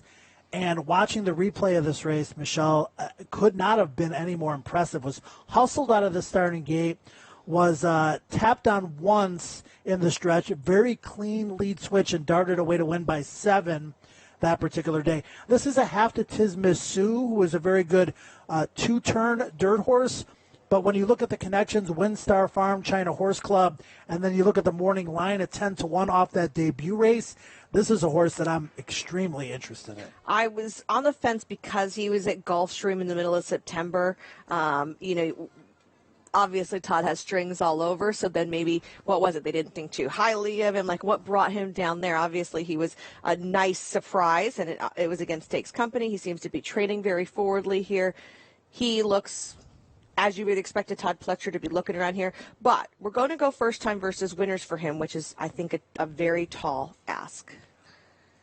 Tall task from post position number 14, maybe, for likely Breeders' Cup Classic favorite Accelerate. We got a chance to see him on the racetrack earlier this morning. We'll take a look at that momentarily. Michelle, your thoughts on post position number 14? Going back and watching the replays of his last couple of races, and I know the Pacific Classic and the Awesome Again were both dominating. he doesn't break that great from the gate. He broke poorly in both of those races. What's that? He doesn't go in the gate. That's why. Well, and on his own accord, though, I mean, he wasn't bumped. He wasn't sandwiched. He broke poorly. From post position number 14, horses have a tendency to break outward to begin with. John Sadler said it's the perfect post position for him. I can't see. It's a long run to the first turn. Here's the deal with Accelerate. First of all, I'm glad that you mentioned that he hadn't been breaking really great lately. It's because he's been really sour going into the gate lately. Well, what would I mean? Why? I don't know. I don't know why. He's just not like, he went from being professional and I'll do my stuff to all of a sudden like. Does that bother you? Yeah, of course. Okay. Especially at the end of he's had. He looks good here. He's had 6 races this year. This is a longer campaign and he's shipped twice now. I don't want to see a horse that you want to run literally their biggest race of their life. I don't want to see him not want to go in the gate. Yeah. He does look excellent right here. You saw him flagging his tail a little bit, which you don't like to see. But I agree with John that this is probably a good draw for him because while you might think that this horse is need the lead or should be on the front end, Accelerate's game is to stalk. He needs a target. Right. That's when he runs and his he's not going best. to be in the gate that long either, which is probably Did you guys not load first 14? Yeah, I guess I need to get some clarification. Yeah, because I think you guys should load outsides to in. Yeah, right on. Or maybe you load for 1-7. We'll have to get clarification on that. We have his work, I think. Okay. We'll see if we can pull up that workout from October 27th a little bit later on in the show. But for now, we're going to take a look at Discreet Lover. This is a horse that was a monster price. And another great story. This is your feel-good story. I mean, he was 45-1, and he had run some good races, just not good enough in the Whitney and the Suburban and the Met Mile. I mean, he made an impact in those races late in the game. But, Michelle, in the Jockey Club Gold Cup, he had a wicked fast pace to run at. Well-timed ride by Manny Franco, who knows this horse and gets along with him very well. And if you backed Discreet Lover that day, you were rewarded. Yeah, you definitely were. I mean, anytime you back him, even if you're just playing him in your exotics, it looks like you're going to be cashing some sort of a ticket. But that was just a great experience for him. I think it was great for everyone watching. I think even if you didn't back Discreet Lover, when you saw the reaction from Uriah St. Louis and his family, you were cheering along with Discreet Lover and his clan. Got to go look here at Uncle Benny. Was an off-the-pace closer to win his last race. That was a turf sprint. Now he's going to stretch out to 2 turns in the Breeders' Cup Juvenile Turf. He's got a cozy inside post. And well, interesting that on debut he went gate to wire, and then his next out he was 12 lengths behind. Yeah, I mean, it is going to be interesting to see how he handles this extra bend. I found it interesting that he's going in this race instead of going in the turf sprint. Although when you look at the pedigree, Michelle, Declaration of War, Stormcat, you think probably wants more ground. Well, I will say, though, I've been really impressed with the Declaration of War's turf sprinting. Like, I felt like if you're shopping for one at Keeneland and you're thinking maybe like a Royal Ascot 2-year-old, like a Declaration of War might be the way to go. How many of them does Wesley Ward have? I have no idea. Turf sprint? Nah. Probably has a few back there. What are your thoughts, though, on Uncle Benny? I mean, if you look at that last race, the Futurity, and it's interesting that he closed from so far back. Mm-hmm. If you watch the race, he was really sluggish early. He didn't look like he was going to have any kind of a chance. Had a clear trip, started to make up some ground on the turn. And when they hit the stretch, Michelle just really leveled off. I thought at the beginning he looked like he was just a hair green. And, you talk first time versus winners, first time on the grass. He broke in the 10 hole out of 11, whereas on debut he was in the 2 hole out of a field of 6. That's a big difference because all of a sudden you go from all these horses around you to you're on the outside and, hey, what are all those guys doing right there? And then you see the outside rail. I feel like that was just a lot of things going on for him. Whoa, hello. Uncle Benny, get me away from that pony. That was like he was like, let me go. This is a horse definitely moves like a grass horse, though, doesn't he? Yeah, I mean, he broke away there, and now he's just kind of settled in nicely. He was just waiting for the cue. Maybe they do that every day. Horses learn very fast what they're going to do and when they're going to do it. But from that last race, I was glad to see the massive kind of, he almost gave 2 little kicks because he was like pick, pick, pick, and then big run. He was like getting himself geared up. Jason Service, John Service, both with horses entered on the Breeders' Cup programs. He definitely looks like a little turf horse here. And again, just to explain the training, Michelle, there's a designated time for the Breeders' Cup horses. The racetrack isn't open to horses from the general population. A little bit later on, we're going to get to see horses from the Breeders' Cup go on the turf course. There are actually going to be a couple of short breezes this morning from East, a horse I've been very impressed with, the way she's looked and the way she's handled her surroundings here at Churchill. So looking forward to that. And then Princess Yiza supposed to breeze 3 furlongs. East supposed to blow out a 1/4 mile. Those horses will be taking to the turf course about 9:30 this morning. And one of those horses that will be on the turf at 9:30 this morning is Enable. Heard Gabby Gaudet earlier alluding to the class she exudes when she comes out on the racetrack. She knows she's good. You're not even going to I'm going to leave, actually, when Enable comes out, and I'm going to run this way so I can get a good up-close and personal look at her because I haven't seen her yet, so I'm so excited. Again, Kate and Brady are off the program this morning. Michelle, thank you for joining us. A more than able substitute, obviously, for Caton. You probably noticed on the show the last couple of days that Caton's voice giving her a little bit of trouble. We're giving her the day off to feel better and also to recover those vocal cords she's going to need them for the Players Show. Caton, if you're watching, get well soon. Gotta wait for her. Get well soon. Absolutely. Absolutely. All right, so we've got a lot of stuff going on here, including Monomoy Girl. And, again, this is a horse that we're very familiar with here in Kentucky. She won the Kentucky Oaks. She's had a tremendous year. She didn't behave all that well in the stretch run in the Cotillion. She was taken down. You know, Midnight Bisou was never going to get past her, but you are so crazy right get now. Past her. That was like a total valid DQ. It was no, I'm saying it was a valid DQ. It was a valid DQ. Yeah, I mean, you can't because she was going to go You can't block past her inside and then block her outside. The mile and the 16th is Midnight Bisou's trip. You can't assume that she wasn't going to go past her. That's my opinion. You can't assume that though if you're the stewards. Right. So it was a warranted DQ. Yeah, it was totally. Look at the energy she's got here. And, you know, she's got to break from the outside in the distaff, but she had to break out from the outside in the Oaks, and she was able to overcome it. She broke from the outside at Fairgrounds when she broke poorly, and she was still able to win. You know, Florent Giroux and Brad Cox have said, you know, she gets a little bit. You know what the difference is? Loses focus when she makes the lead too soon. Abel Tasman's not coming after her in any of those races. Yeah, well, I mean, if Abel Tasman's going to go, and Bob has said, we need to get her into the race early, right? Mike's got to get her out of the gate. But you can't take a horse out of their game. You can't take you can't take a horse out of the game that they like to play, right? What's You're not going to. I mean, yeah, she needs to get out of the gate, but she doesn't need to be on the front end. Abel Tasman. Yeah, but she needs to be in the race.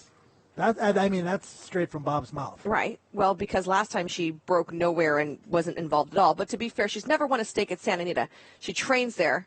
She's never, ever won a stake at her home base. That was her first time, really trying, and she obviously faltered that day. But this filly has shipped around so successfully, and she has done so many different battles. And the last, I'd say, 2 weeks, I have seen Abel Tasman return to the Abel Tasman that we saw I love her. earlier. She's awesome. Yeah. And it's another great storyline, obviously. It's the last 2 Kentucky Oaks winners going hoof to hoof, Abel Tasman and Monomoy Girl, and Brad Cox winning his first ever Kentucky Oaks, a native of Louisville, Kentucky. It was a special moment for him. Let's find out more about his thoughts on his prize filly. Monomoy Girl digs down deep, and she was dazzling in the Oaks. This year's Kentucky Oaks win with Monomoy Girl was an emotional one for trainer Brad Cox. And I'm happy for the people around me. You know, I mean, at the end of the day, I feel like, you know, I just want to make people proud of what we do, and it's an amazing race to win. It was a win that meant everything for a trainer who just a few years ago was left with almost nothing when a major ownership group stripped him of his stable of over 40 horses down to only 2. I felt bad for my kids. You know, they were used to coming to the barn, looking down, seeing a barn full of horses, and then, you know, they show up maybe at feed time a couple days later, and it's like, you know, what happened? So it was a knock more so that way than it was any other way. It was just a, you know, I didn't want to let them down, and I felt like, you know, I had. One step at a time, Cox began rebuilding his stable, starting with hard work and a strategic approach. We're determined to build back and set short goals, you know, a goal to pick up a horse a week. And I think I looked up 2 or 3 months later, and it kind of worked out that way. We were able to pick up horses and, you know, continue to win some races along the way, and it worked out really well. With increasing success year after year, Cox has now reached the pinnacle of the horse racing world with a filly any trainer would love to saddle. She's taught us a lot. I mean, she's obviously the best horse we've ever had in our barn, and she does things different. I mean, just everything's a little bit easier to her. She's got a little bit of an attitude to her for sure. And, you know, I think that comes with a lot of good fillies. They tend to be a little tough to deal with at times. Monomoy Girl, home on top of the acorn. For all the success and joy that comes from having a horse like Monomoy Girl, Cox says it's the hard times that really motivate him. I'm driven from the fear of failure. And I think that comes from having, you know, a barn full of horses and having most of them ripped away from you or taken away from you. That's a pretty gutless feeling. I'm proud of what our team's accomplished, but not content. No, by no means. I mean, our goal is to try to develop or acquire graded stake horses and win those type of races, and those are the races we're looking to win. Breeders' Cup Day, Kentucky Derby, Oaks Day, stuff like that. Being on the big stage, it's what I feel like is what we're wanting to accomplish.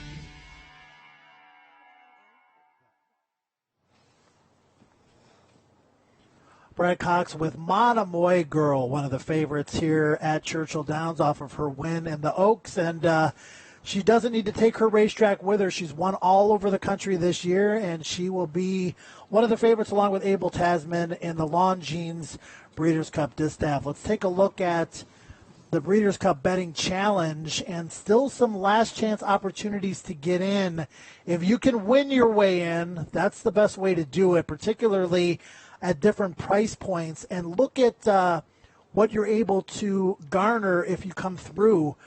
A full BCBC ticket worth $10,000 for every 65 entries at the $179 level. You see the 3 different opportunities at horseplayers.com here today, Wednesday, and a final opportunity on Thursday, $500 entry contest. Again, full BCBC $10,000 entry fee for the first 23 entries, one guaranteed based on those numbers. Again, Joe Christopher, Michelle Yu, and we are joined by Dan Cronin. Keeneland Dan, as he's known famously on Twitter, BCBC participant. And Dan, you've been doing this several years now in the BCBC. I see you all the time in the Gold Room. You're a big Kentucky horse racing fan, whether it's Churchill Downs, Keeneland, et cetera, and very involved in social media as far as connecting with other players and sharing opinions. Yeah, I love Twitter. I'm probably the only person in the country that loves Twitter, but I'm on it probably 70 hours a week. But this is where I'm from, across the border in Cincinnati, nobody cares about horse racing. As soon as I go across the border to Turfway, people care because you get into Kentucky.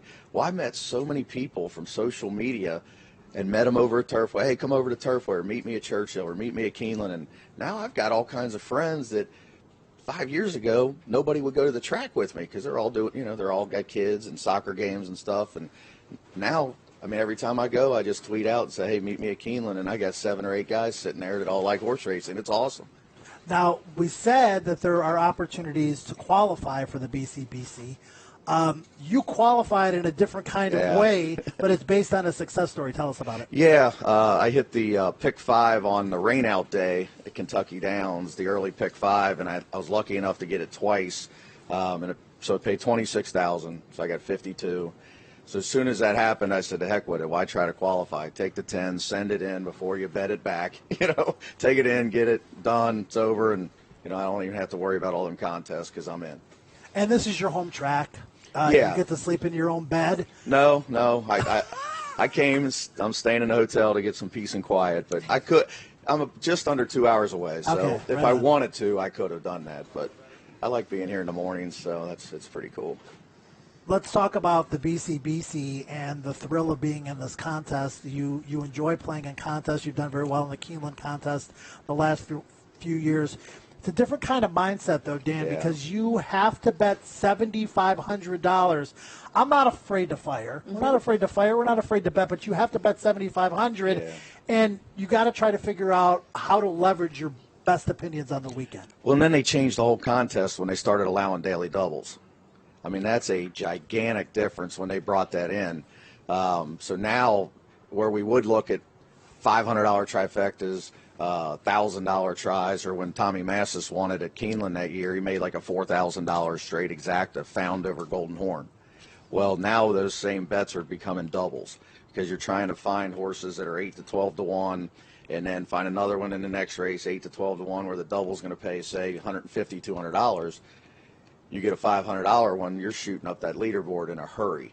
So that's what pretty much everybody I talk to is doing now. I know the guy last year that won it had a huge double talismanic into Gunrunner and went flying up the board. So I think that's the play now that they allow doubles, because there's so many horses. I'm sure you guys agree that of these 13 races or so, there's going to be 7 or 8 horses pay $20. Mm-hmm.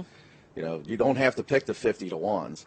You just got to find that 8 to 10 to 1 shot that you can get home, and then surround him in some doubles, and you just got to get lucky. The 20 to 1 shot, Havana Gray. There you go. On my doubles. Right there. We've got a few videos that we're going to take a look at in a moment, but let's talk about the preparation. Everybody does it a little bit differently. You, I know, use a lot of different tools to come up with your final opinion. You know, give some props. Talk about some of those tools. What do you use, and how do you put it all together? I love the DRF formulator. I'm a huge guy for replays, charts, things like that. And then for big days, I like the Ragusan sheets. So you can see on my form, I write down the Ragusan sheets right next to all the things, and I'm looking for patterns. Like a few people told me, well, Roy H. ain't the same horse. So according to Ragusan, he's the exact same horse. Last year was 5.50, ran a 0 in the Breeders' Cup and won. This year he's 3.50. All he's got to do is run another 0. Nobody can run a 0 but him. And he drew the best post. He's not going to be 8 to 1 though. So that's, if you're way behind in a contest at that point, you might have to go over to Limousine Liberal or something like that. But if you're up in the contest, you might just fire on Roy H. with a couple doubles into the next race.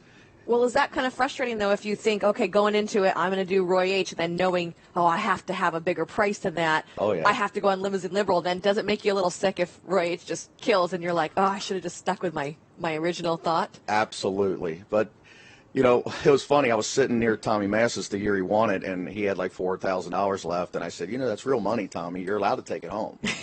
And he just started laughing. That's why they call him the Hammer. He's awesome. He just said, no. I'm going to make me a gigantic, you know, exacta.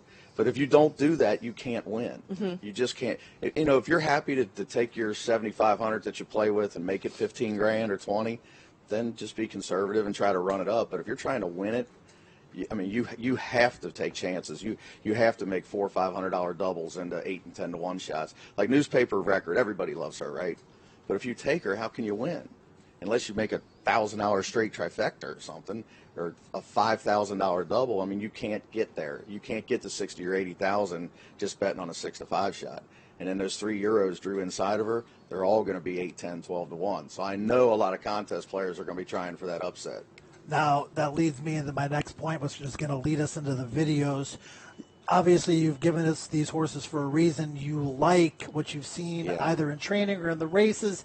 You got to be willing to call audibles on the fly based on price. But let's take a look first at Line of Duty, who has been training here recently at Churchill Downs. Tell us what you like about Line of Duty. Well, first of all, the horse he has to beat's in the parking lot, right? Anthony Van Dyke. So once he drew the parking lot, I looked there. I was like, well, it's Godolphin.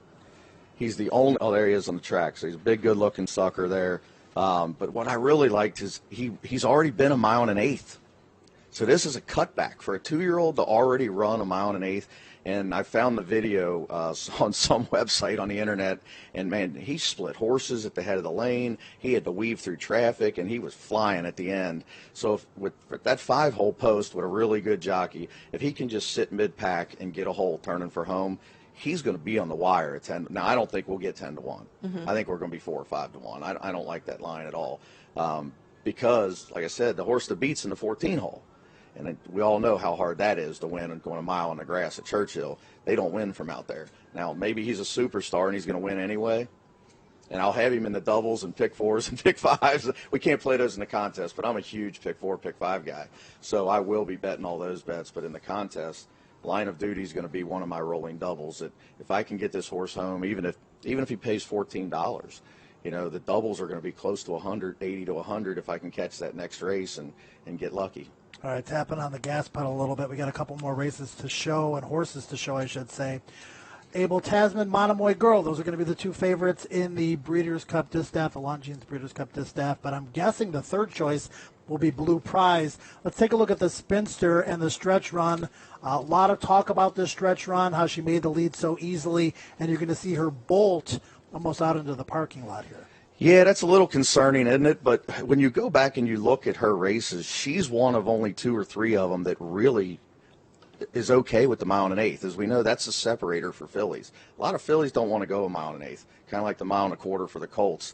But she's still running. She's running a little erratic, but she's still running. She's better than she's ever been. Her rag pattern is off the chart. She's 10.66. So all she's got to do is go from a 6 to about a 3, and she's on the wire. Now, the only horse that can run a 3 or better is probably Abel Tasman, but is this another thing with like Arrogate? I mean, did she just go stale? No. I mean, what happened in the last race? She doesn't like Santa Anita.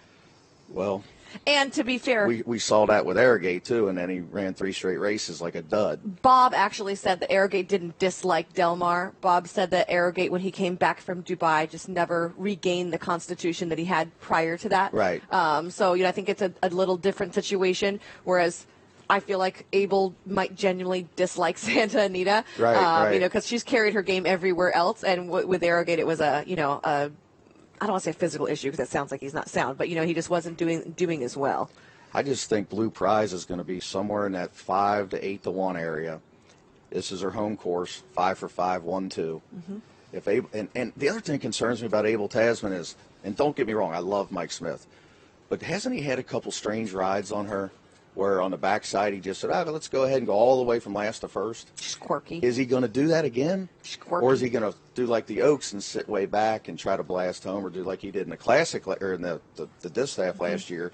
That might be too late because Blue Prize is going to be up near the front, probably 3rd or 4th. Monomoy Girl's probably going to be leading when they turn for home. And then the other horse we're going to talk about, Wildcat, I mean, that. To me, in a contest scenario, you got a 6 or 8 to 1 and an 8 or 10 to 1, and Abel Tasman could win, and I'll have her in the pick 4s and pick 5s. But at 5 to 2, I got to take some horses to try to beat her. I just have to. We need to tap on the gas a little bit. Okay. We've got horses that are going to be. You're coming saying down that we're the talking track. too much, Joe? Okay. No, not doing that. Being nice. Polydream, I know that you watch replays, and I know that you're doing your homework on the Euros. Otherwise, you wouldn't have brought this video to us. Polydream, she ran into some trouble last time. Wow. Trouble, that's an understatement, isn't it? I mean, shit. And that's why you just ignore the rag number. You ignore the time form, going the wrong way. There she is down there in the white cap, the Goldacova Silks, down on the fence there, and she's already getting stopped I think she's about 4th. And she's trying to get through horses, and she just can't. There's just nowhere to go. You'll see him pull out here in a second. So now he goes from like 3rd or 4th. He's back to 5th, back to 6th, back to 7th, back to 8th. The rider just keeps looking around, doesn't know what to do. I mean, she's dead now, right? And then she still comes running. So to me, that whole race is a complete throwout. Her figures fit. She's got a 7-7 paired up Ragusan, which puts her right on the wire. But this is a really tough race. I mean, that horse that drew in off the also eligible, I don't know how to pronounce it, Mustakar or something like that. Sounds good. I mean, he's got a huge chance, too. I mean, he's got the same rags that she's got. So I thought this line, and I don't want to criticize the morning line maker, but it was a very strange, to me at least, morning line. They have 3 American horses 6 to 1. Catapult from California 6 to 1. Analyze it 6 to 1, and all these Euros 8, 10, and 12 to 1. I mean, Analyze it couldn't beat 3-year-olds. Why is he 6 to 1? He should be 50 to 1 in my book. All right, well, let's move on to Wildcat. And again, Polydream will be one of the favorites, but you might be willing to take whatever price you're going to get depending on how you're using her. Wildcat's going to be a price. She was no match for Abel Tasman and a late 2 starts back. She won a watered-down grade 1 last time. I'm really curious why you like her. I think she's one of the few with Blue Prize that really does want the 1 1/8. So if Monomoy Girl starts to stagger a little bit, she's going to continue to run. As you see, I know this is a B race, right? She's not running against the top ones, but she's drawing away. It looks like she's finally figured it out. Her Ragusans are 9.66, so all she's got to do is go forward a little bit. If Abel Tasman's off a little bit, she could be right on the wire. And if I can get Polydream home at, say, $10, the double into Wildcat and Blue Prize could be $80 to $100. Well, there you go, and that's kind of how you're looking at it. Yeah, because if I can get a $500 double, I mean, you're talking top 5 on the leaderboard with a couple races to go, regardless of anything else you do. All right. So, well, Dan, best of luck. I mean, I'm sure you. We'll be crossing paths, sharing information and sharing opinions over the course of the next couple of days before the Breeders' Cup. As a home guy here at Churchill Downs, definitely rooting for you. Thank you. Thank you very much. One of the guys you're going to have to go against, though, is this man, Eddie O. Oh, yeah. And you can jump on board with Eddie O, breederscup.com/Eddie O. If Eddie O wins the Breeders' Cup betting challenge and you happen to have your name picked, you're going to win $1 million. And Eddie's one of the favorites based on some of his recent results.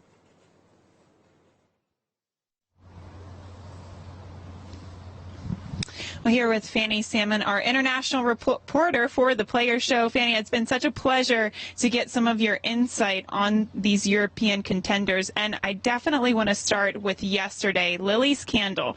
We saw her on her first day to the track, and she's just a spitfire, a ball of energy, but yesterday there were some scary moments where she was really acting up. What could you tell us about that? Well, I had a chance to talk to both her trainer and an exercise rider, and today she's going to come out with a pony.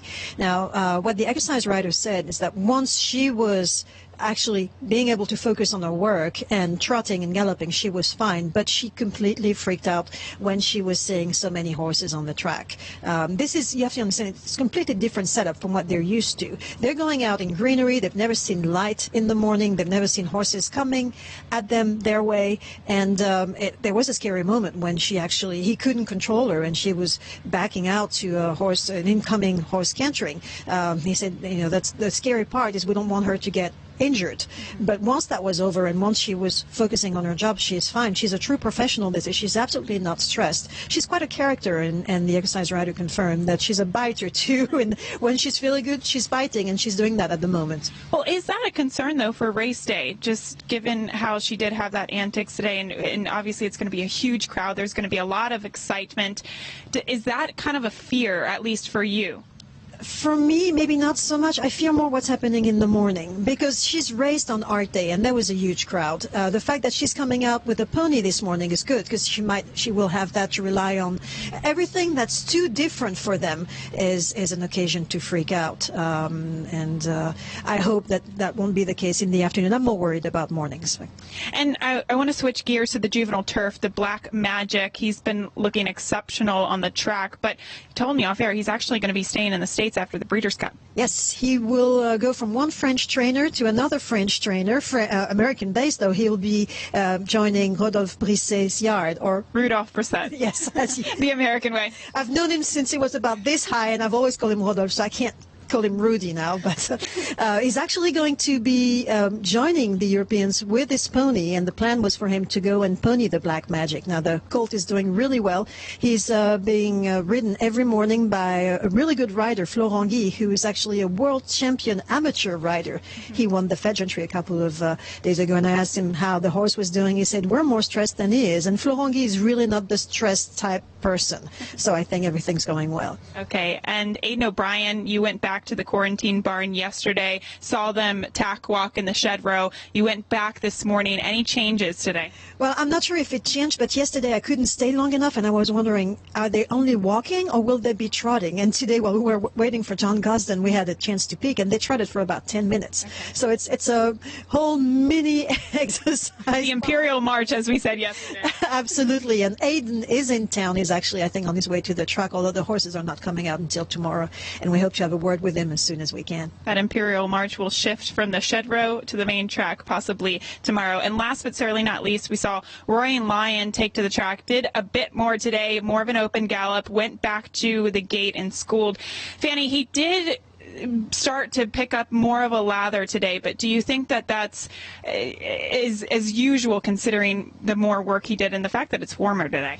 It's warmer, there's more work, and then again, you have to consider this is a different setup. He trains in Newmarket. He's never seen the lights, and he's never seen so many horses around. He also had Frankie on, which is not his regular rider, training or racing-wise, so he might have felt a little bit more pressure there, but John Gosden didn't seem too concerned. I didn't have a chance to talk to him because he went straight back in, and he will talk to us after he trains in Naples. So hopefully we'll come back with more. If there is concern, we'll bring you the info as soon as we can. John Gosden is here on track for the first time today, as is Frankie Dettori, and Fanny saying that Frankie Dettori will actually be aboard Enable when she hits the turf later this morning at 9:35. So there's a report from our international reporter, Fanny Salmon. We're going to take a break, and we'll be back in just a few minutes.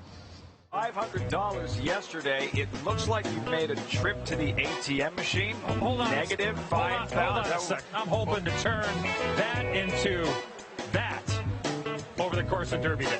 We got the next race coming up here, Lafitte. Behavioral Bias and McCracken. I'm going to box up to 6-8. McCracken wins. Behavioral Bias was second. Eddie Olczyk. You have the winning exacta, guys? I knew he'd make the comeback. Can't keep that down. I told you. I get grief from Bailey. Lafitte every once in a while. Randy is, I got your back. Yeah, Randy, he does. You know what? I'm going to send up an old hockey stick, a wooden one. And either one of you guys get on the line today, don't give me the accolades. Nice to see the smile, Edzo.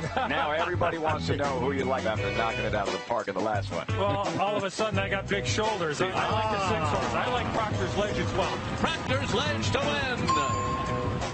I'm going to box the 5, 6, and 7. I don't think you can throw Justify out. Justify has won the Kentucky Derby! For me, I think it is all about Robert Bruce. Everything that I had in my pocket has been wagered on the 10th horse. Robert Bruce has won the million. And so likes Almanar in the upcoming Shadwell Turf Mile. Go to breederscup.com/Edio to enter now. Just enter for a chance to win $1 million. If Edio wins this year's Breeders' Cup betting challenge, a lucky fan will win $1 million. Just enter at breederscup.com/Edio for a chance to win with Edzo. It's the defining event of the horse racing season. They're off in the Breeders' Cup Classic, where the world's greatest thoroughbreds battle it out in the richest weekend in horse racing. They're into the stretch. At the Breeders' Cup World Championships. Gun runners on top of the world. The Breeders' Cup this weekend on NBC and NBCSN.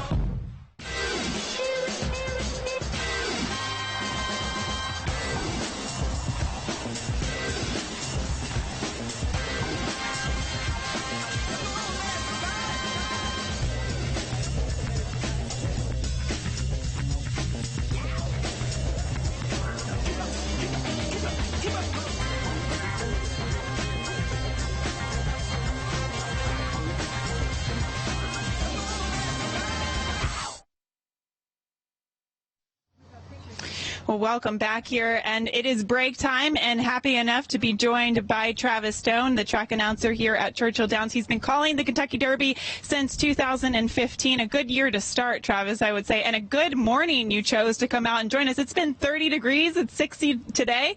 Good call. Yeah, you know, I'm not a morning person. I don't sleep very well. But it's nice out here this morning, and, you know, the sky looks pretty, the Twin Spires, the crowd. It's cool. Breeders' Cup week. It's fun. Churchill Downs is a beautiful backdrop on any day for sure. But talk about the Kentucky Derby, Travis, and especially this past year with Justify. I read a comment of yours on Twitter talking about how you were looking for that big white shadow roll on Justify or blue shadow roll, I think it was, for Bob Baffert. Just talk about that experience as a whole. Yeah, so you were here for Derby this year. It was horrendous. I mean, it could not have been worse weather. It was misting, it was foggy, it was rainy, and there was multiple horses wearing WinStar colors, including Justify. And as a race caller, you just try and get all the things in your mind, all the various aspects of the horse. And Bob Baffert uses blue shadow rolls, and thank God he did, even though there was absolutely no sun to be seen. And when they turned for home, Audible was making a move, Noble Indy was dropping back, and here's this WinStar horse on the front. And to make sure it was Justify, and I used the blue shadow roll to do so. I can tell you right where he was when I looked down through to find it, and thank God it was there. That's amazing. Even your first year Kentucky Derby, 2015 and American Pharoah, what was that emotion like and that experience like?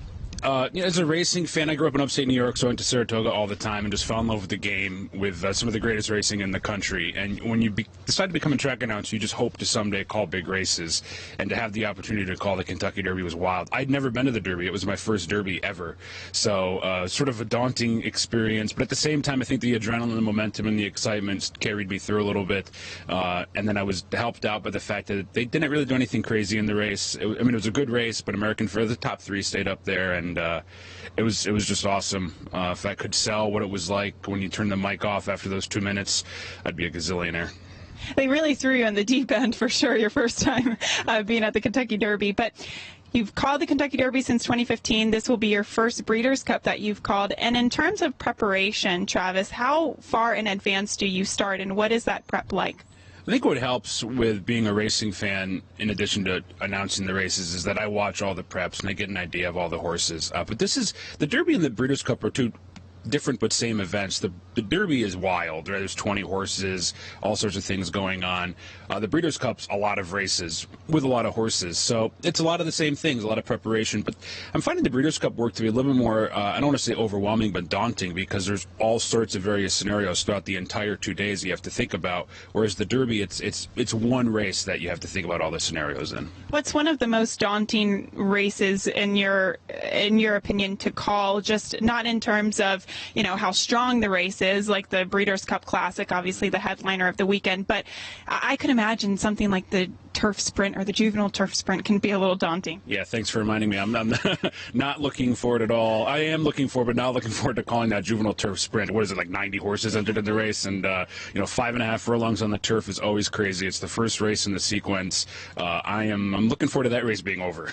Well, we'll get it out of the way for sure. Also wanted to talk to you. You not only are the track announcer here at Churchill, but a very astute bettor and handicapper. In terms of either betting strategies or horses you're particularly leaning on this weekend, who might that be? It's funny, Breeders' Cup is horse players weekend, right? All the people that like to handicap and bet the races. And I enjoy doing that when I'm not calling, because I think it, A, makes me a better caller, and B, it's fun.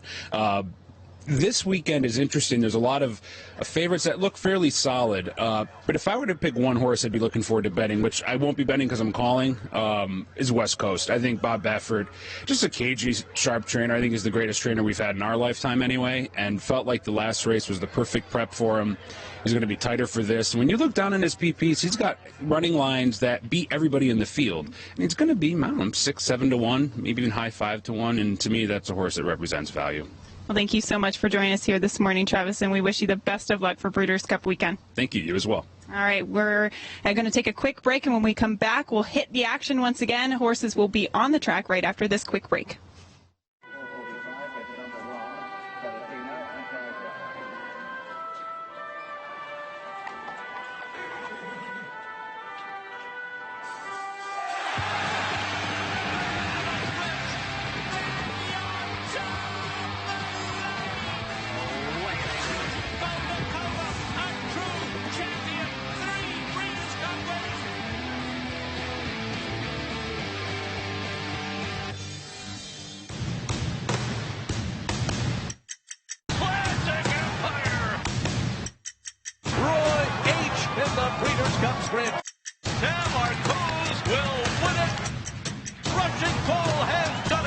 Our win program. It was a big, big day.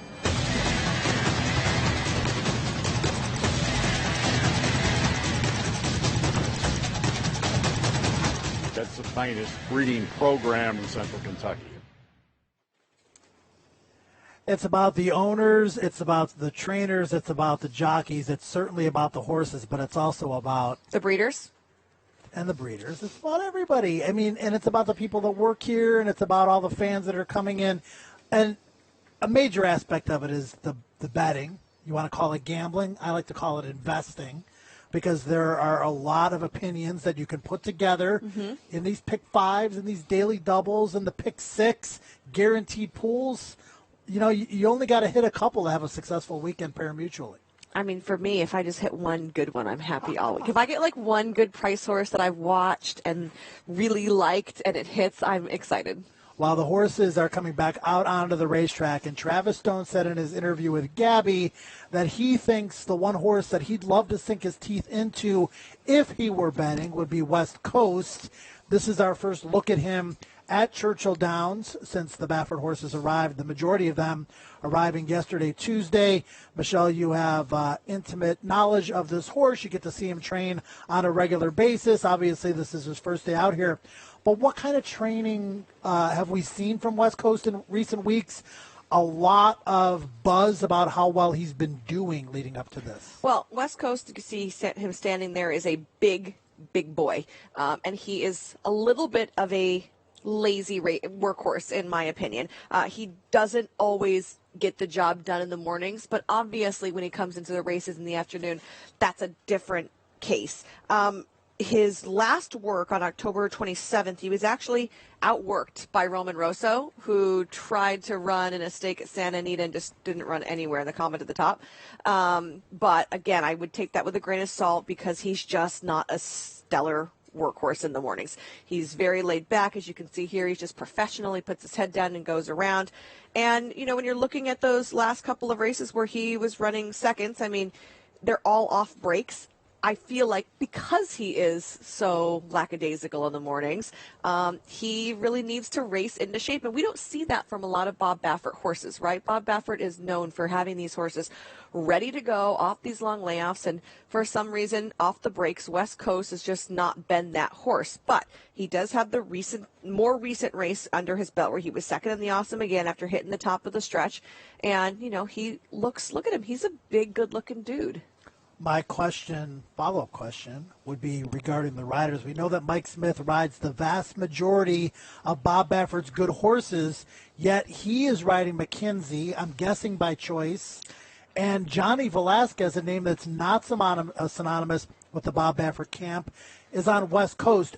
What do you make of that? Well, I'm sure, like you said, that Mike had the choice. Now, I haven't talked to Brad Pegram, his agent, to ask really, was it your choice? But I told you the Bob Baffert camp, the backside guys, the grooms, everyone thinks that McKenzie is the one to be on. So if Mike had a say in that, there's always that looking, you know, in that direction.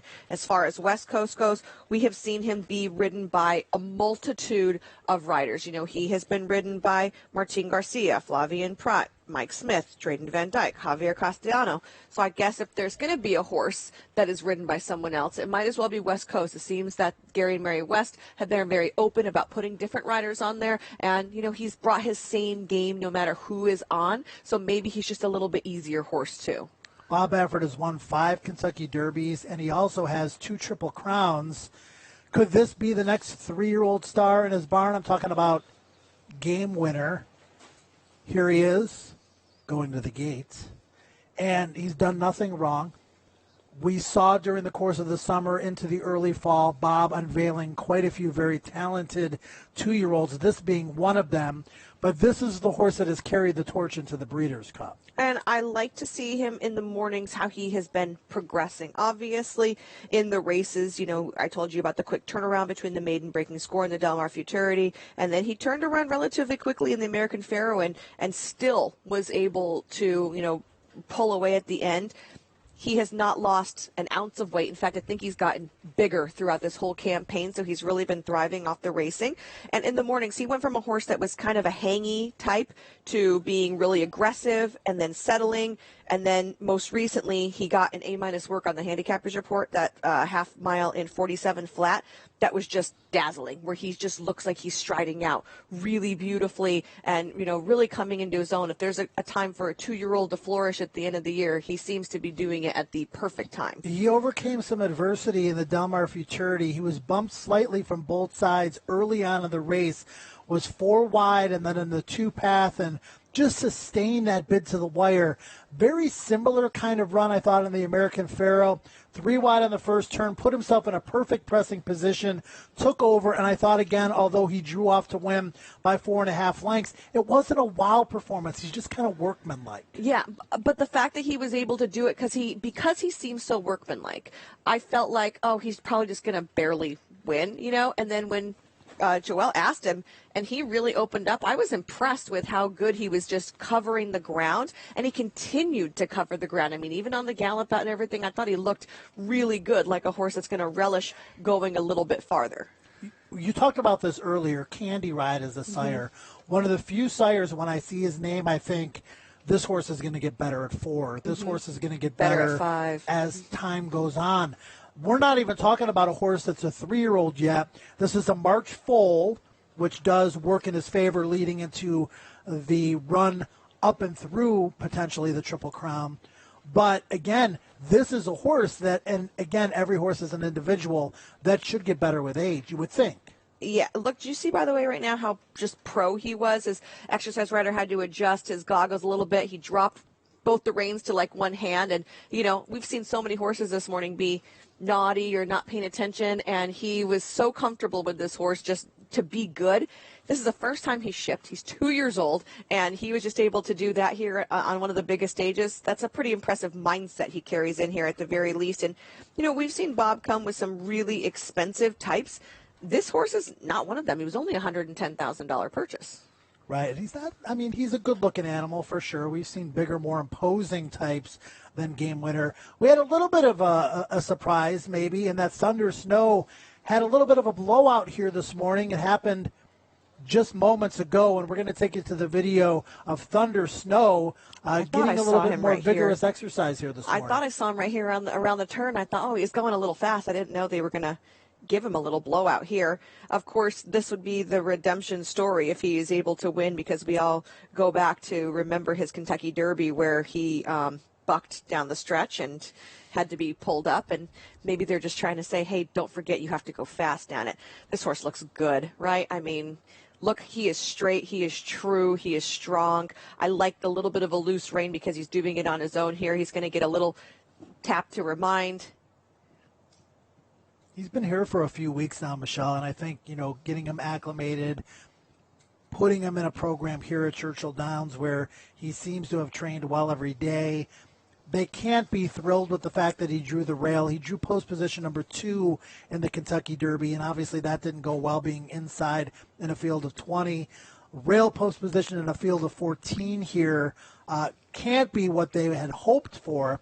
But at the same time, this is an older, more physically and mentally developed horse than the last time we saw him here under the Twin Spires. Definitely. I was in Dubai when he won the World Cup, and he was really impressive leading into training in that situation. And, you know, since then, I think that he had that one kind of hiccup, right, off the break, and then came back to run really well last time out in the Jockey Club Gold Cup. And maybe this horse just prefers the dirt is what it comes down to.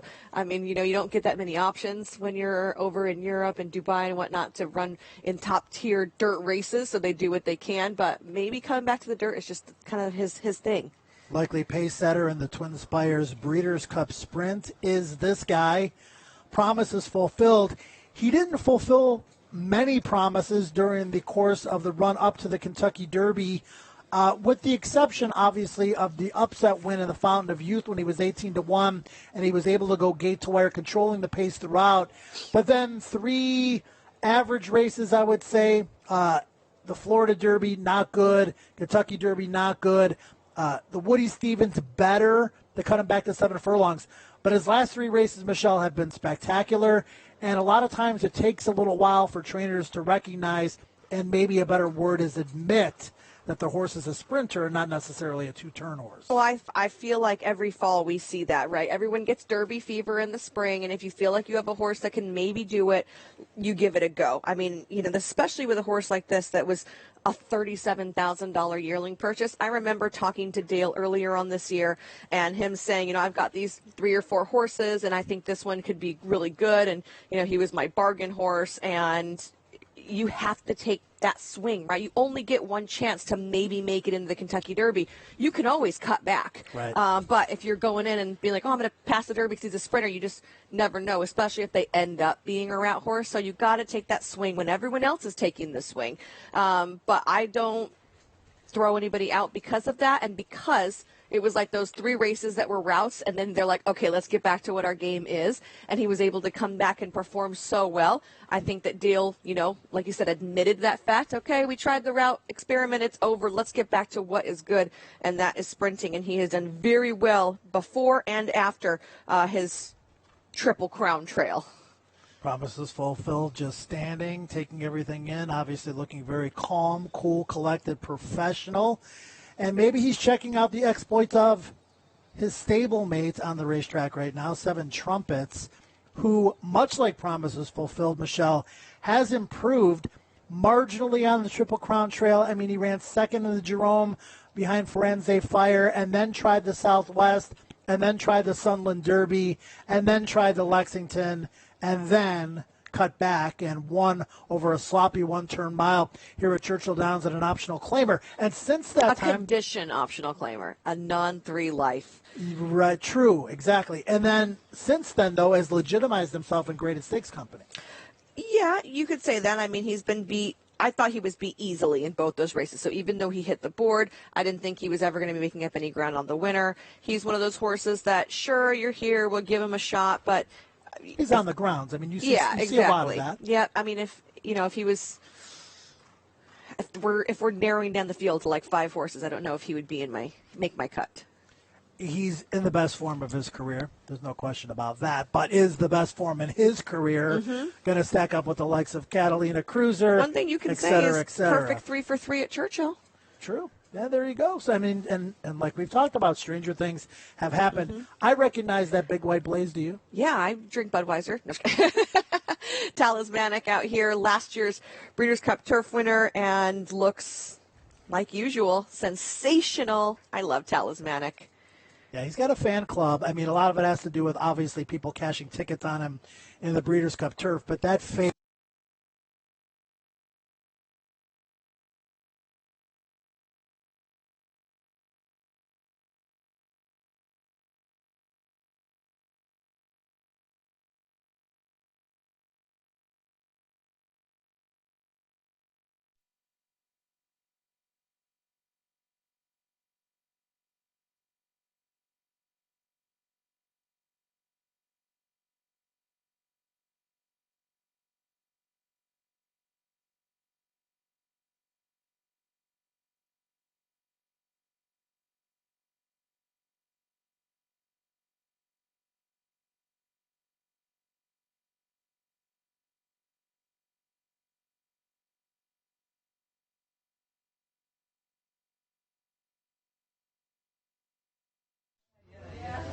We just want to apologize. We are experiencing some technical difficulties. It does appear that the power is out on our set. So once again, we do apologize for that, and we hope we get that up and running in just a moment. In the meantime, you can continue watching the live stream here of horses training on the track, and we will be back in just a few moments.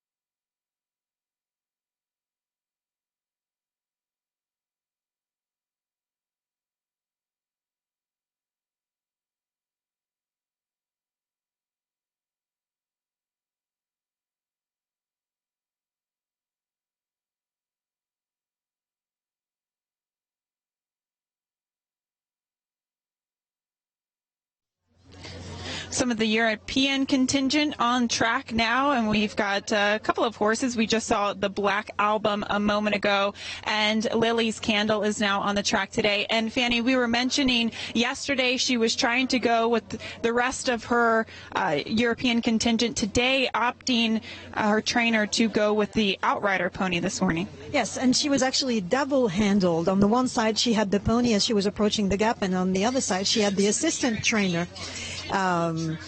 walking her, and he just led her as they were about to get on the track. But she was looking a little bit as she was turning to go the wrong way. But, you know, I think the minute she's going to be let go, you're going to see a different Lily's Candle. Actually, she's much better behaved. I hope that reassures you. She's still on the lookout, but you know, she's a 2-year-old who's out of her element. Well, you always like to see them feeling good, and the first day that she was on the track, we saw her feeling good. She literally was in the air and I think did a 360 turn. I mean, she's very agile. She's a very good feeling filly. You can see her ears going in every which direction. So, you know, that's definitely usual for her, and that's exactly what you want to see.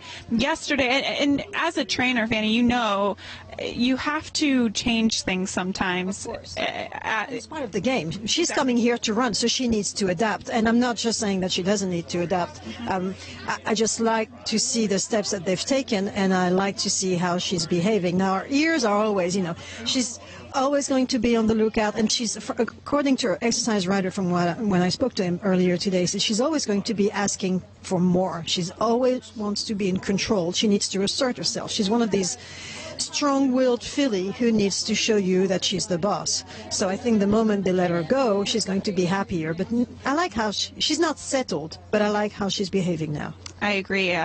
We're showing Polydream now, and what could you tell us about this particular horse and what your observations have been in the past couple of days? Well, I like how she's been doing. I like how she's been traveling. I like her chances in the mile. She doesn't have a huge record on the mile if you compare it to Goldikova, but we're not going to get a Goldikova anytime soon.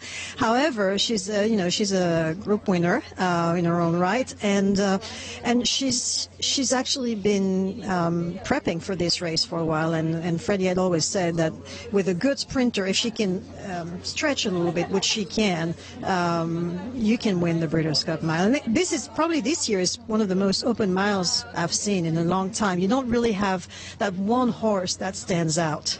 With these European horses who are coming over, I feel that some have been pointing for the Breeders' Cup for, you know, all year long or for quite some time, a couple of months in advance. Some, I wouldn't say calling an audible, but some maybe making that last-minute decision. Does that go, do you consider that when you're looking at these races?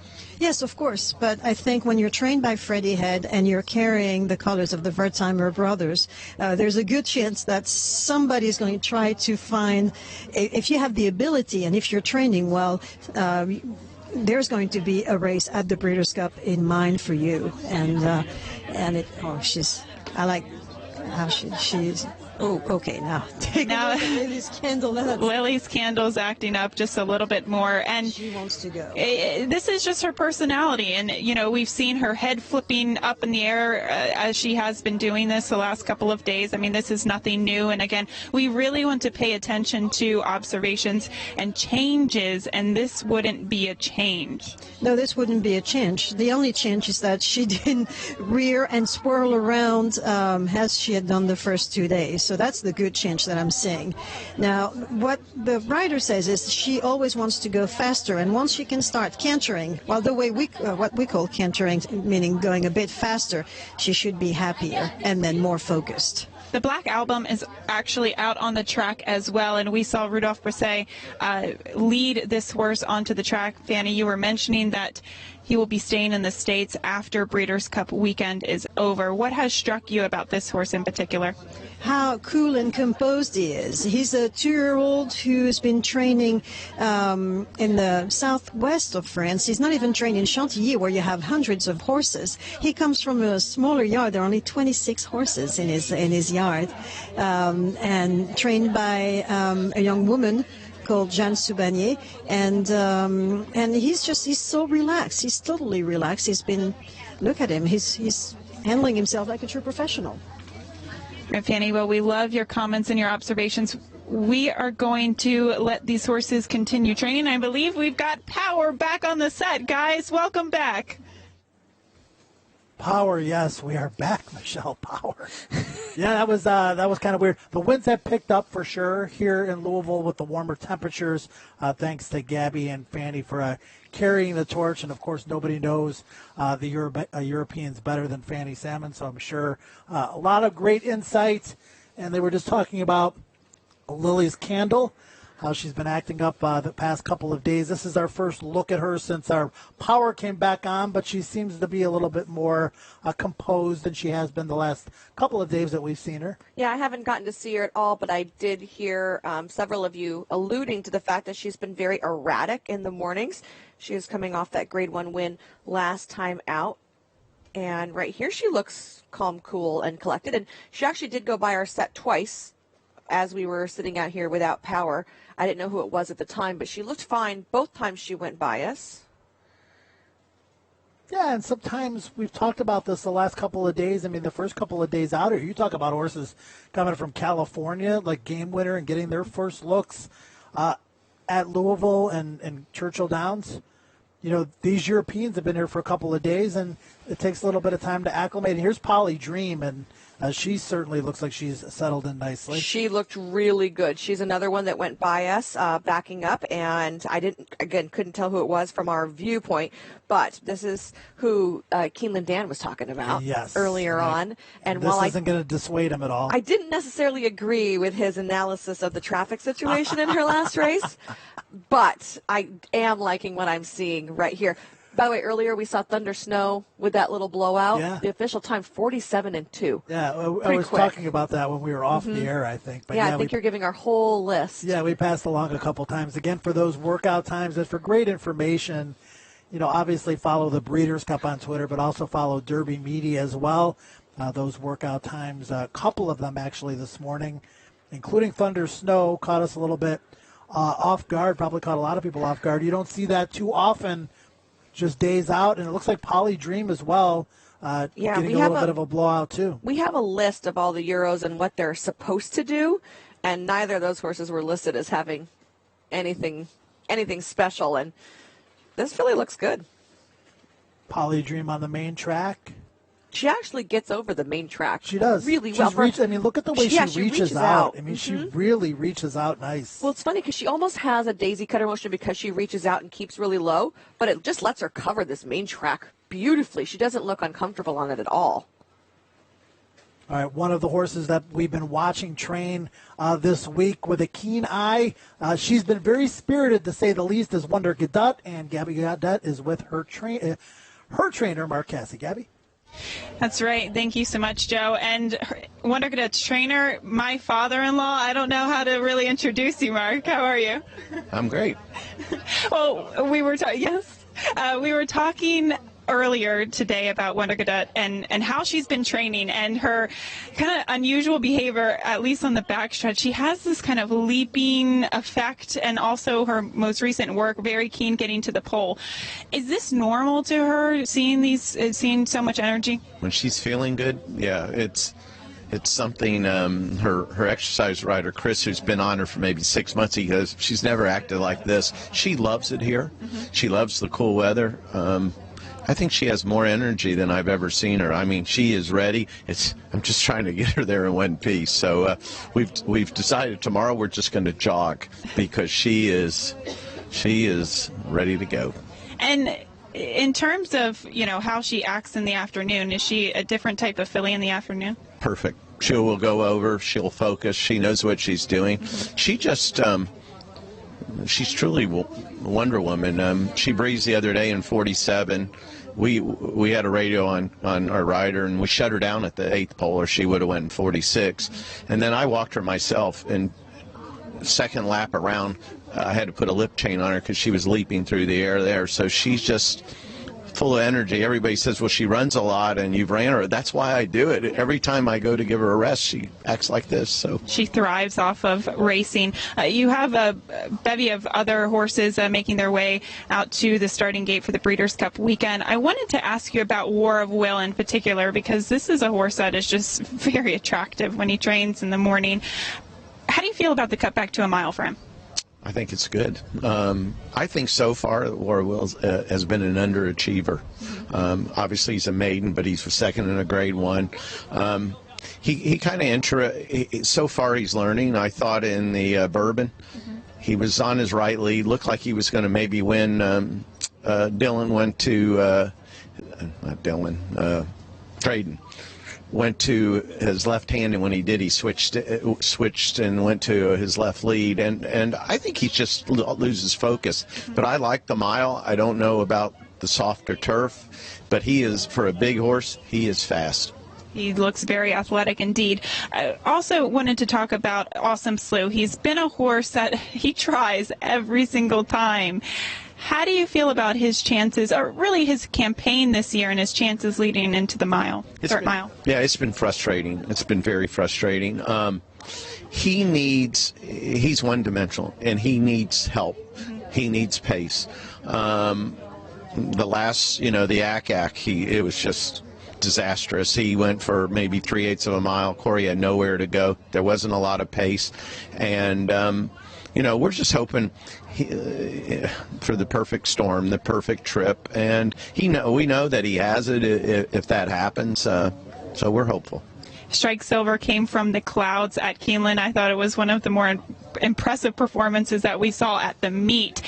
Do you hope that there is a lot of pace in front of him? Do you think he's a horse that's reliant on that, or do you think it was just kind of circumstantial? No, that was very fluky. If you saw his first 2 races, he's extremely fast. It's going to be interesting. I don't know whether the one hole is good or bad. I think it's good. We have some Euros right outside of us, and most of them only ran straight. This turn is like nothing anybody's seen before, so the turn is going to be very interesting. I think if we break good and we're not far off the lead, I think it's going to get ugly in the turn, and hopefully we can just have a safe trip and have a clean trip. And in terms of, the turf conditions here potentially being a bit softer, do you think any particular horse, at least that you're sending out on the turf, will not mind it at the very least? Because I think that's the right question to ask. It's not so much that horses improve on a soft turf, but it's more so horses that don't mind it. I don't know. I honestly, I have no idea at this point. We did have some give in the turf at Keeneland, and both my turf horses ran well on it. So I'm just hoping it looks like we may miss some of the big rain. Keeping my fingers crossed. For everybody, you want to have a nice turf course. Any trainer, the only thing they ask for is a good trip. And if whatever it is, you just don't want to be eliminated. You want a fair shot, and if you're good enough, fine. If you're not, so I would just rather have it fair for everybody. Last question. You have sent out so many Breeders' Cup horses, Breeders' Cup winners in the past, but just in general, what is the week like leading into the Breeders' Cup, especially with several contenders? It's interesting. You know what? We do have one favorite. So there's a little bit of pressure there, but the pressure comes a month out when you're trying to get into these races. We train for some very good owners, and I feel like there's pressure, and I probably put it on myself, that I want to get them to the Breeders' Cup. Once you get there, it is what it is. So the pressure actually starts coming off a little bit. So you're just sailing into the weekend now. Somebody said yesterday, boy, you seem just, I mean, there's never any sailing when you're a horse trader, but it definitely is a little different. I think I probably felt more pressure a month ago. All right. Well, thank you so much for taking the time to join us here this morning, Mark. Thanks for having me. All right. Back to you guys on set.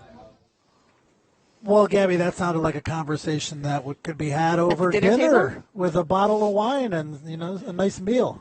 Thanks, Dad. That's what she could have said. Thanks, Dad. Good stuff from Gabby and Mark Cassie.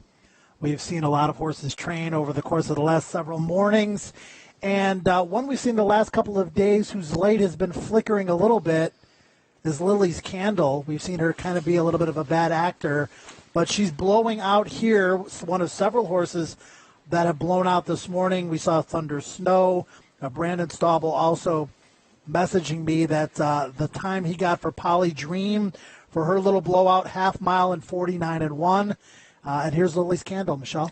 And she's moving down. You can see the rider kind of getting after her just a little bit, but I don't see her really increasing speed. But part of that just could be because we have such a close-up view of her that it's not easy to ascertain how fast she's going. And then geared down here at the wire, and looks like they want to pull her up pretty abruptly right after, which, you know, I feel like a lot of times, at least in California, we're very dependent on the gallop out, right? We want to see a lot of horses gallop out, and they did not seem like they wanted that at all.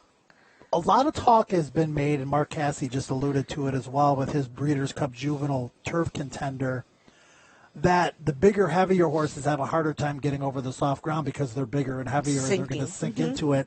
Lily's Candle, a little bit more of a lighter framed horse who might get over the softer ground a little bit better. When we're watching these workouts and we're watching this training, I think that's an important distinction. For sure, but, you know, again, that comes with a lot of psychic ability. We don't know what the turf is going to be like, right? I mean, so it's while you can watch and make note of how they look on this, we don't know what they look like on the grass. We don't know what the grass is going to look like on the day. One of the horses that is proven to handle less than firm going is also the 2-1 favorite, and she is brilliant both in her racing and what we saw this morning from her out on the racetrack. It's Newspaper of Record.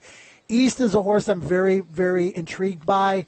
She's going to have a little bit of a blowout, I believe, on the grass a little bit later on this morning. She drew poorly in post position number 14. You've got Concrete Rose for Rusty Arnold Stakes winner at Keeneland. Most recently, Lily's Candle, who we just saw training. Just Wonderful for Aidan O'Brien and Ryan Moore.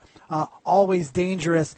And one horse that we know, at least based on what the trainer Brian Lynch has said, that does not want soft ground is Oscar Performance. He's got a great resume. He's a previous Breeders' Cup winner in the juvenile turf. Got back on track last time out at Woodbine with a solid win.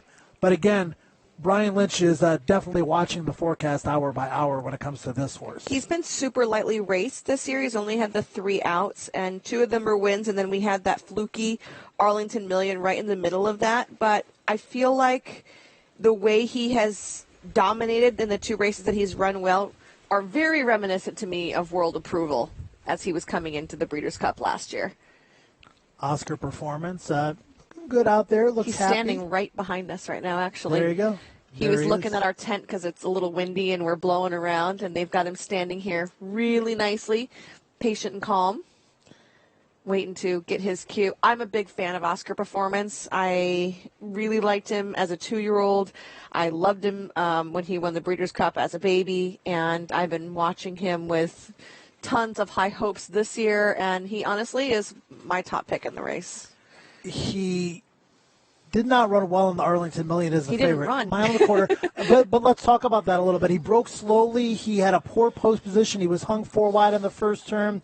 He had a 3 wide trip. He didn't look like he was very interested that day. And Jose pulled him up, precautionary, thought he may have taken a bad step, couple bad steps in the stretch. And after the race, Brian Lynch says, I can't find anything wrong with him. Everything's good.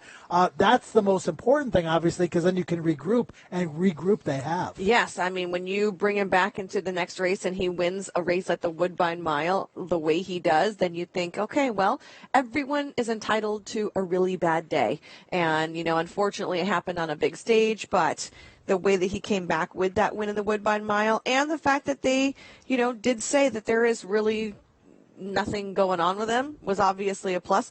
I really like him in the mile too. Even though he has been successful going farther, I think the mile distance just hits him square between the eyes.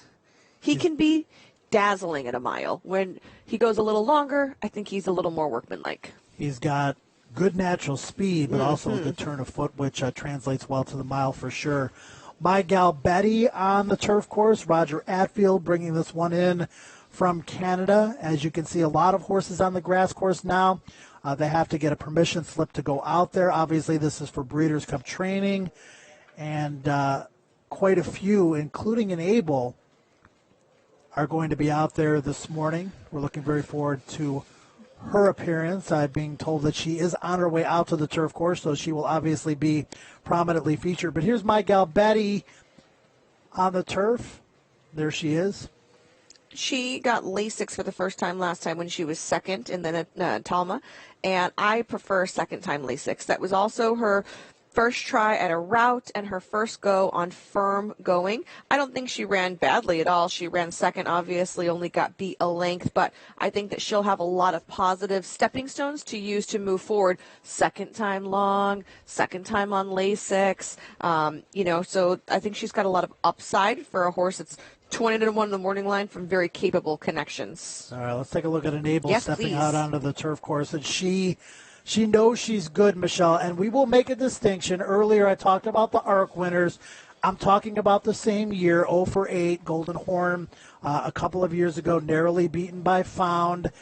ARC winners, when they've won the ARC and come here for the Breeders' Cup Turf in the same year, 0 for 8. I will also say that females in the turf have won 3 times, including Found, who we just touched on, Miss Alleged back in 1991, and Pebbles way back in 1985. And this is just a cool horse, not only because she has an amazing resume, she just has that presence about her. She knows she's good. She's got a little bit of an attitude, and, she has the resume to back it up. I wonder what she's going to do from a pace standpoint, because she likes to be really close to the front, but like we've said, we go faster here in America than they do over there. So is she going to be as effective coming from off the pace, or are they going to use her more to stay up close in her normal running style that might be just a hair quicker? Is this guy going to run the whole time? I hope so, please. It might be a little quicker than she's used to. I mean, if you draw it up, and obviously, turf horses like the covered up trips, particularly the Europeans from post position number 2 with Frankie aboard, you would think that she's going to be forwardly placed and covered up. I mean, isn't that what she wants? Well, she goes straight to the lead in several of her races. Obviously she sat. In the September, she went right to the front. In the Yorkshire Oaks, she went right to the front. She can go to the front. Look at her. She can go to the front. She stalked in the ARC, and, she got the jump on her competition that particular day, and that was a winning scenario, obviously, for her. But obviously, it remains to be seen. She's versatile. She can win a lot of different ways. This is just really cool. This is awesome to get to see her just out here doing her thing. It's so funny when you have these really great class animals and they come out and they kind of know that they're, what everyone wants to see, and they perform for you. Here, look at her with her ears up, and then she'll flick them back to Frankie, and she was running alongside just jogging, and she's just out here doing her job, but it's like she knows, is everyone watching me do my job today? Yeah, I mean, just poetry in motion. It's a good way to put it. I mean, she very well put together, handling the grass course, handling the surroundings, everything you want to see from a top-class racehorse. If you're looking to bet against her, certainly difficult based on what we've seen in her training. Looks like she's a fresh horse. Look how she gets over the ground. I mean, she's just so skipping. Efficient. She just uses her body. Her feet barely pick up, but she covers ground. That's a nice horse right there. Talk about a lot of these ARC winners, too. And, it's well documented that a lot of times it's at the tail end of a long season. Not that the Breeders' Cup Turf is ever an afterthought, but it's almost like, okay, the turf course here after running in a hard race in France, and they're 0 for 8 the same year. Michelle, are you okay? How'd the selfie come out? Oh, you noticed that? I noticed that. Did it come out okay? Yeah, it came out good. All right, awesome. I'm looking forward to seeing that later. But she's just doing her thing out there, and this is, she's getting a little bit out of this gallop here this morning. Well, here's the deal, right? When she came back off of the break and ran in the September Stakes, they said she was not fully cranked. When she came back and she won the ARC by a relatively narrow margin, she did look a little bit tired to me. So I feel like third start off the layoff is a form angle I love. I feel like she wasn't 100% in the ARC, and if she wasn't and she was still able to be that determined to win. If she could be a little bit better now, that's pretty incredible. And, because we don't get to see her train all the time, we don't know how she normally is. I like the fact that she looks good. We've seen a lot of the horses out here that have, like, the good energy I've been saying, but they've been a little aggressive.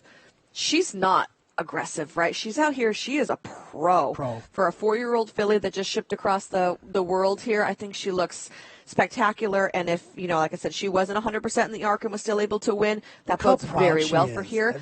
Plus, you know what I love? She has one on firm, soft, good, everything, right? She is not a horse that needs something special, right? She's one of those horses that when you're a good horse, you do your own thing and you run on broken glass. I feel like that's her.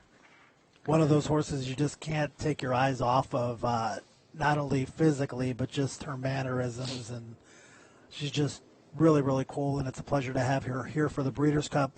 Oscar Performance with a little bit of a spirited move as well here this morning as he stretches his legs out on the grass course. And I don't know if this is going to be a timed workout or not, but he certainly seems to be going at a stronger clip than maybe we expected he would. Yeah, this would be a nice open gallop. I mean, if anything, it looks at least like a 2-minute lick. Look at him around there. See, he is pretty much rolling here in this open gallop. I would have to give this some kind of a time, right? Well, Brandon Stauble's been very good about sending me times that he clocks. There were a couple yesterday similar to this where he just said no, because it wasn't more long of just enough. A quarter of a mile type deal. I think you could put a stopwatch on this, but again, if you put a stopwatch on this, great. I mean, okay, it's a official workout that's going to be in the program, but we know what we saw. See, now coming down the lane, it wasn't as quick. When they were around the turn, I felt like that's when he looked a little bit faster, like he was going to maybe blow out. But then as they got down the lane, he kind of straightened down and came back to his rider, and he was in an open gallop, but he wasn't, I felt like breezing at that time anymore. Another mile contender, Lightning Spear, stretching his legs on the grass course, and this is live at Churchill Downs. Again, welcome to first time Lasix for the 7-year-old here, as he will be coming stateside. Nice ears up, very contained gallop. Oh, there we go, a little lead change. It's interesting to see a lot of the Euros because, and I don't know if it's because maybe they do a lot more straight racing than we do, but they will change their leads a lot earlier than our horses will. Our horses do it, top of the stretch, bottom, whatever you want to call it, as they get ready to turn. A lot of the Euros you'll see change, I don't want to say mid-stretch, but, right towards the end of that. So several strides earlier than we would see the Americans change. Lightning Spear, 15-1 on the international markets. That seems like a big price, but one of the horses that is being considered, at least internationally. And we do have a blowout time from Brandon Stauble. Oh, here's your on horse, Oscar Joe. Performance, 24-1, and momentum into that. So that that was pretty quick for a blowout there. We've got East and Princess Yiza. They were both scheduled to work. This is East right here. Been very impressed with what we've seen from her the last couple of days out on the racetrack. Poorly drawn in post position number 14 is East. Under the radar connections here compared to some of the bigger names. Thinking we might be able to get a little bit of a price on her. Michelle, what do you think?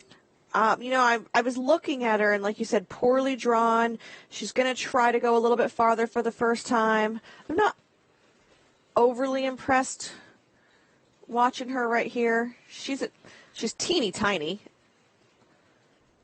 She doesn't look like to me, she doesn't look like she's getting over the ground super great. Like, she's not just an efficient mover. Yeah, again, this is a little different than what we've seen the last couple of days. The other horse is Princess Yiza. Again, we were supposed to get timed.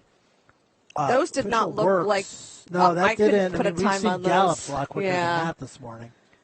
Maybe they moved on the backside before we caught them, and that was all they did. I don't know, but that did not look fast enough to get a time. Yeah, that was maybe a change of plans as well. We know that audibles can be called on the fly. La Pelosa will be one of the competitors out there on the turf course right now, just kind of getting a look around. She looks like she's just raring to go do something too. Oop.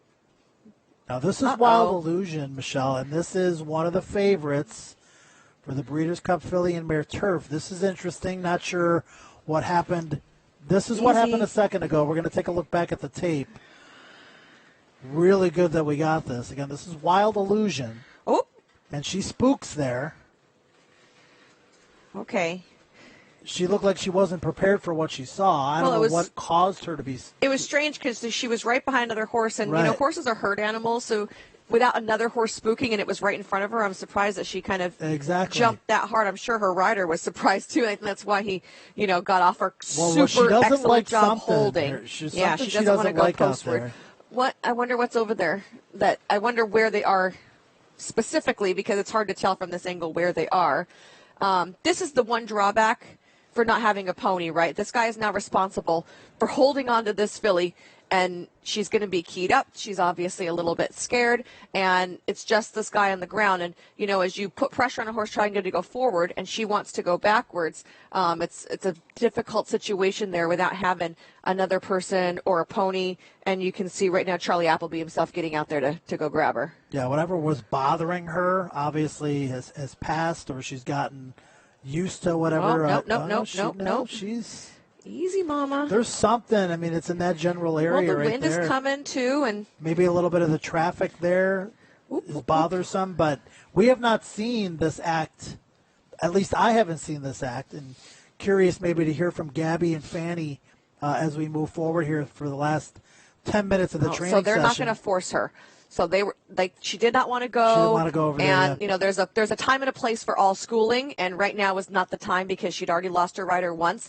A lot of horses are going the right way, and she did not want to go the wrong way anymore. So that was obviously an audible right there by Charlie to say, you know what, just go, take her, don't worry about it. She's still not happy. Yeah, she's still she's hesitant to go right now. She's galloping because it's what she's supposed to do, but you can see she is super looky-loo around right now. Ask and you shall receive. We do have some insight coming in from Gabby and Fanny.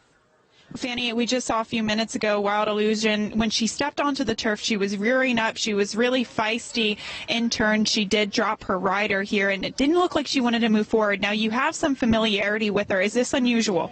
Well, I can't say that I've ever seen her drop the rider before, but she's one of these very strong-willed filly, and I see that Charlie Appleby was nearby, so they were probably wanting to make sure that everything was going okay. Afterwards, it looked like once she was getting going, she was fine. But, bear in mind that these are not Japanese horses used to having dozens of people on the rails looking at them work. That's a proximity of people and the clicks of the camera that they're probably not used to other than on race day.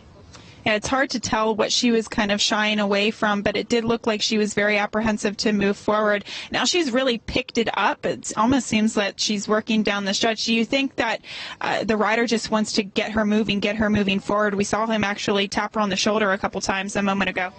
Yeah, I think, these horses, once they're focused, they're doing their job, and she's a true professional. She's I was there when she won the Prix de l'Abbé, and she was, she was maybe a little bit on her toes in the paddock, but then come race time when they're being asked the question, look at her. I mean, she's answering, and she looks professional. Once the key, I think, to some of these horses is they just want to go. They just want to go. They've traveled. They've been inside the quarantine barn.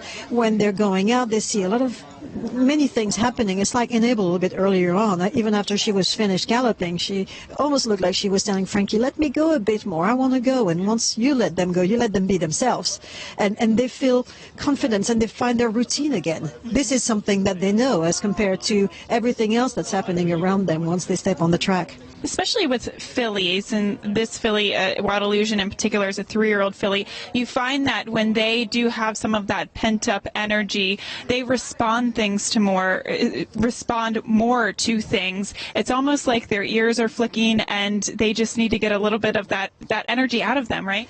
Yes, and they're trying to, I think they need to be in control to a certain extent. And when you're throwing many things at them that they can't control, they want to either they need to get the bit away from you. They want to control what's happening to them, and they want to know that they're not just being thrown into a situation that they cannot get away from. I guess sometimes we forget they're animals of prey, and they kind of like to have the room to move and run away if need be. Before we let you go, Fanny, I did want to ask you your opinion on a Enable. At least from my observations, it looked like it was so unusual to see her just skip over the top of this surface. We've seen several horses go over this turf that has a little bit of cut in it, a little bit of give to it, and it didn't seem like she was kicking back anything at all. It was almost like she was barely touching the top of the surface. Well, she's got that incredible stride, and she's a smooth ride, I would say. If she were a car, she probably wouldn't be a little red Corvette, but she'd be a nice Cadillac. Yes. But she's incredible, and that's something, you speak to John Gosden, you speak to Frankie Dettori, you speak to Imran, her rider, and they always say that is, she just, the way she moves, she makes everything look so easy. It's just a matter of getting to the point where, you hear her when she says, "Put me in, coach, I want to go," and then if you let her do her job, she's going to do it so well. We were joking because we saw her ears pretty much pricked forward, but it looked like when she was galloping, Frankie Dettori might have been smooching to her, talking to her, doing something, because her ears were going back and forth. Maybe she was even paying attention to the photographers on the back stretch here, but we were joking. The bigger the ears, the better the filly, right? Absolutely, and that was the case with Vignette and so many other great fillies that we've known. Goldie Cole had some mighty big ears, too.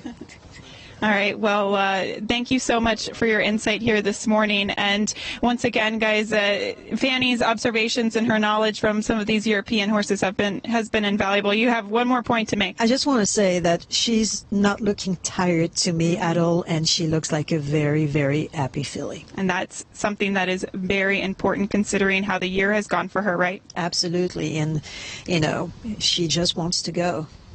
All right, guys, we'll throw it back to you. Well, thanks to Fanny Salmon, regular guest with Gabby Gaudet this week, and also a member of our Players Show, both Friday and Saturday. Anything to add on what they said there? Because we have a couple of workers here, La Pelosa and Line of Duty going back-to-back, Juvenile Phillies turf for La Pelosa, Line of Duty Juvenile turf, and Line of Duty, one of the international favorites for the race. Yeah, I just want to add real quick to the Wild Illusion tag. Charlie Appleby actually said, if she handles her surroundings, this filly will be tough. Talking about Wild Illusion. Interesting. When she got here, she rolled off the van. They could barely control her getting off the van. Obviously, we saw her act up here. I liked the schooling at the end of that blowout there, where you could see on the backside where all those photographers are established that Fanny had mentioned. Her rider was smacking her a couple times right-handed because she wanted to pull up, and he wanted her to keep moving past him. So good bit of schooling for this filly that obviously can be on tilt. La Pelosa striding out nicely there in that little blowout. Similar move here for Line of Duty, and Line of Duty is a horse that has impressed in the last couple of days. This is a horse that will be one of the likely favorites, I believe, in the juvenile turf, certainly internationally getting a lot of attention. 10-1 morning line. Yeah, well, 5-1 internationally before the draw. Mm-hmm. And Dan Cronin, this is one of the horses he spotlighted earlier on the show. Yeah, and I think with good reason, too. I love the fact that he mentioned that this horse is cutting back in distance from the 9 furlong race. That was a right-handed turn, but this horse has also already gone left. And, we heard Mark Casse allude to the fact about some of the turf sprint horses that, we don't know if they're going to be able to turn. So a horse that has turn experience, good especially point. In the correct direction, is obviously a plus. This horse will get Lasix here, and we have seen some of the Euros opt to not get the Lasix. Wild Illusion, one of those not going to be getting it. So he is going to be utilizing. And he looks good here. He doesn't look like anything that was bothering Wild Illusion doesn't look like it's bothering her stablemate, at least at this point. Ears up.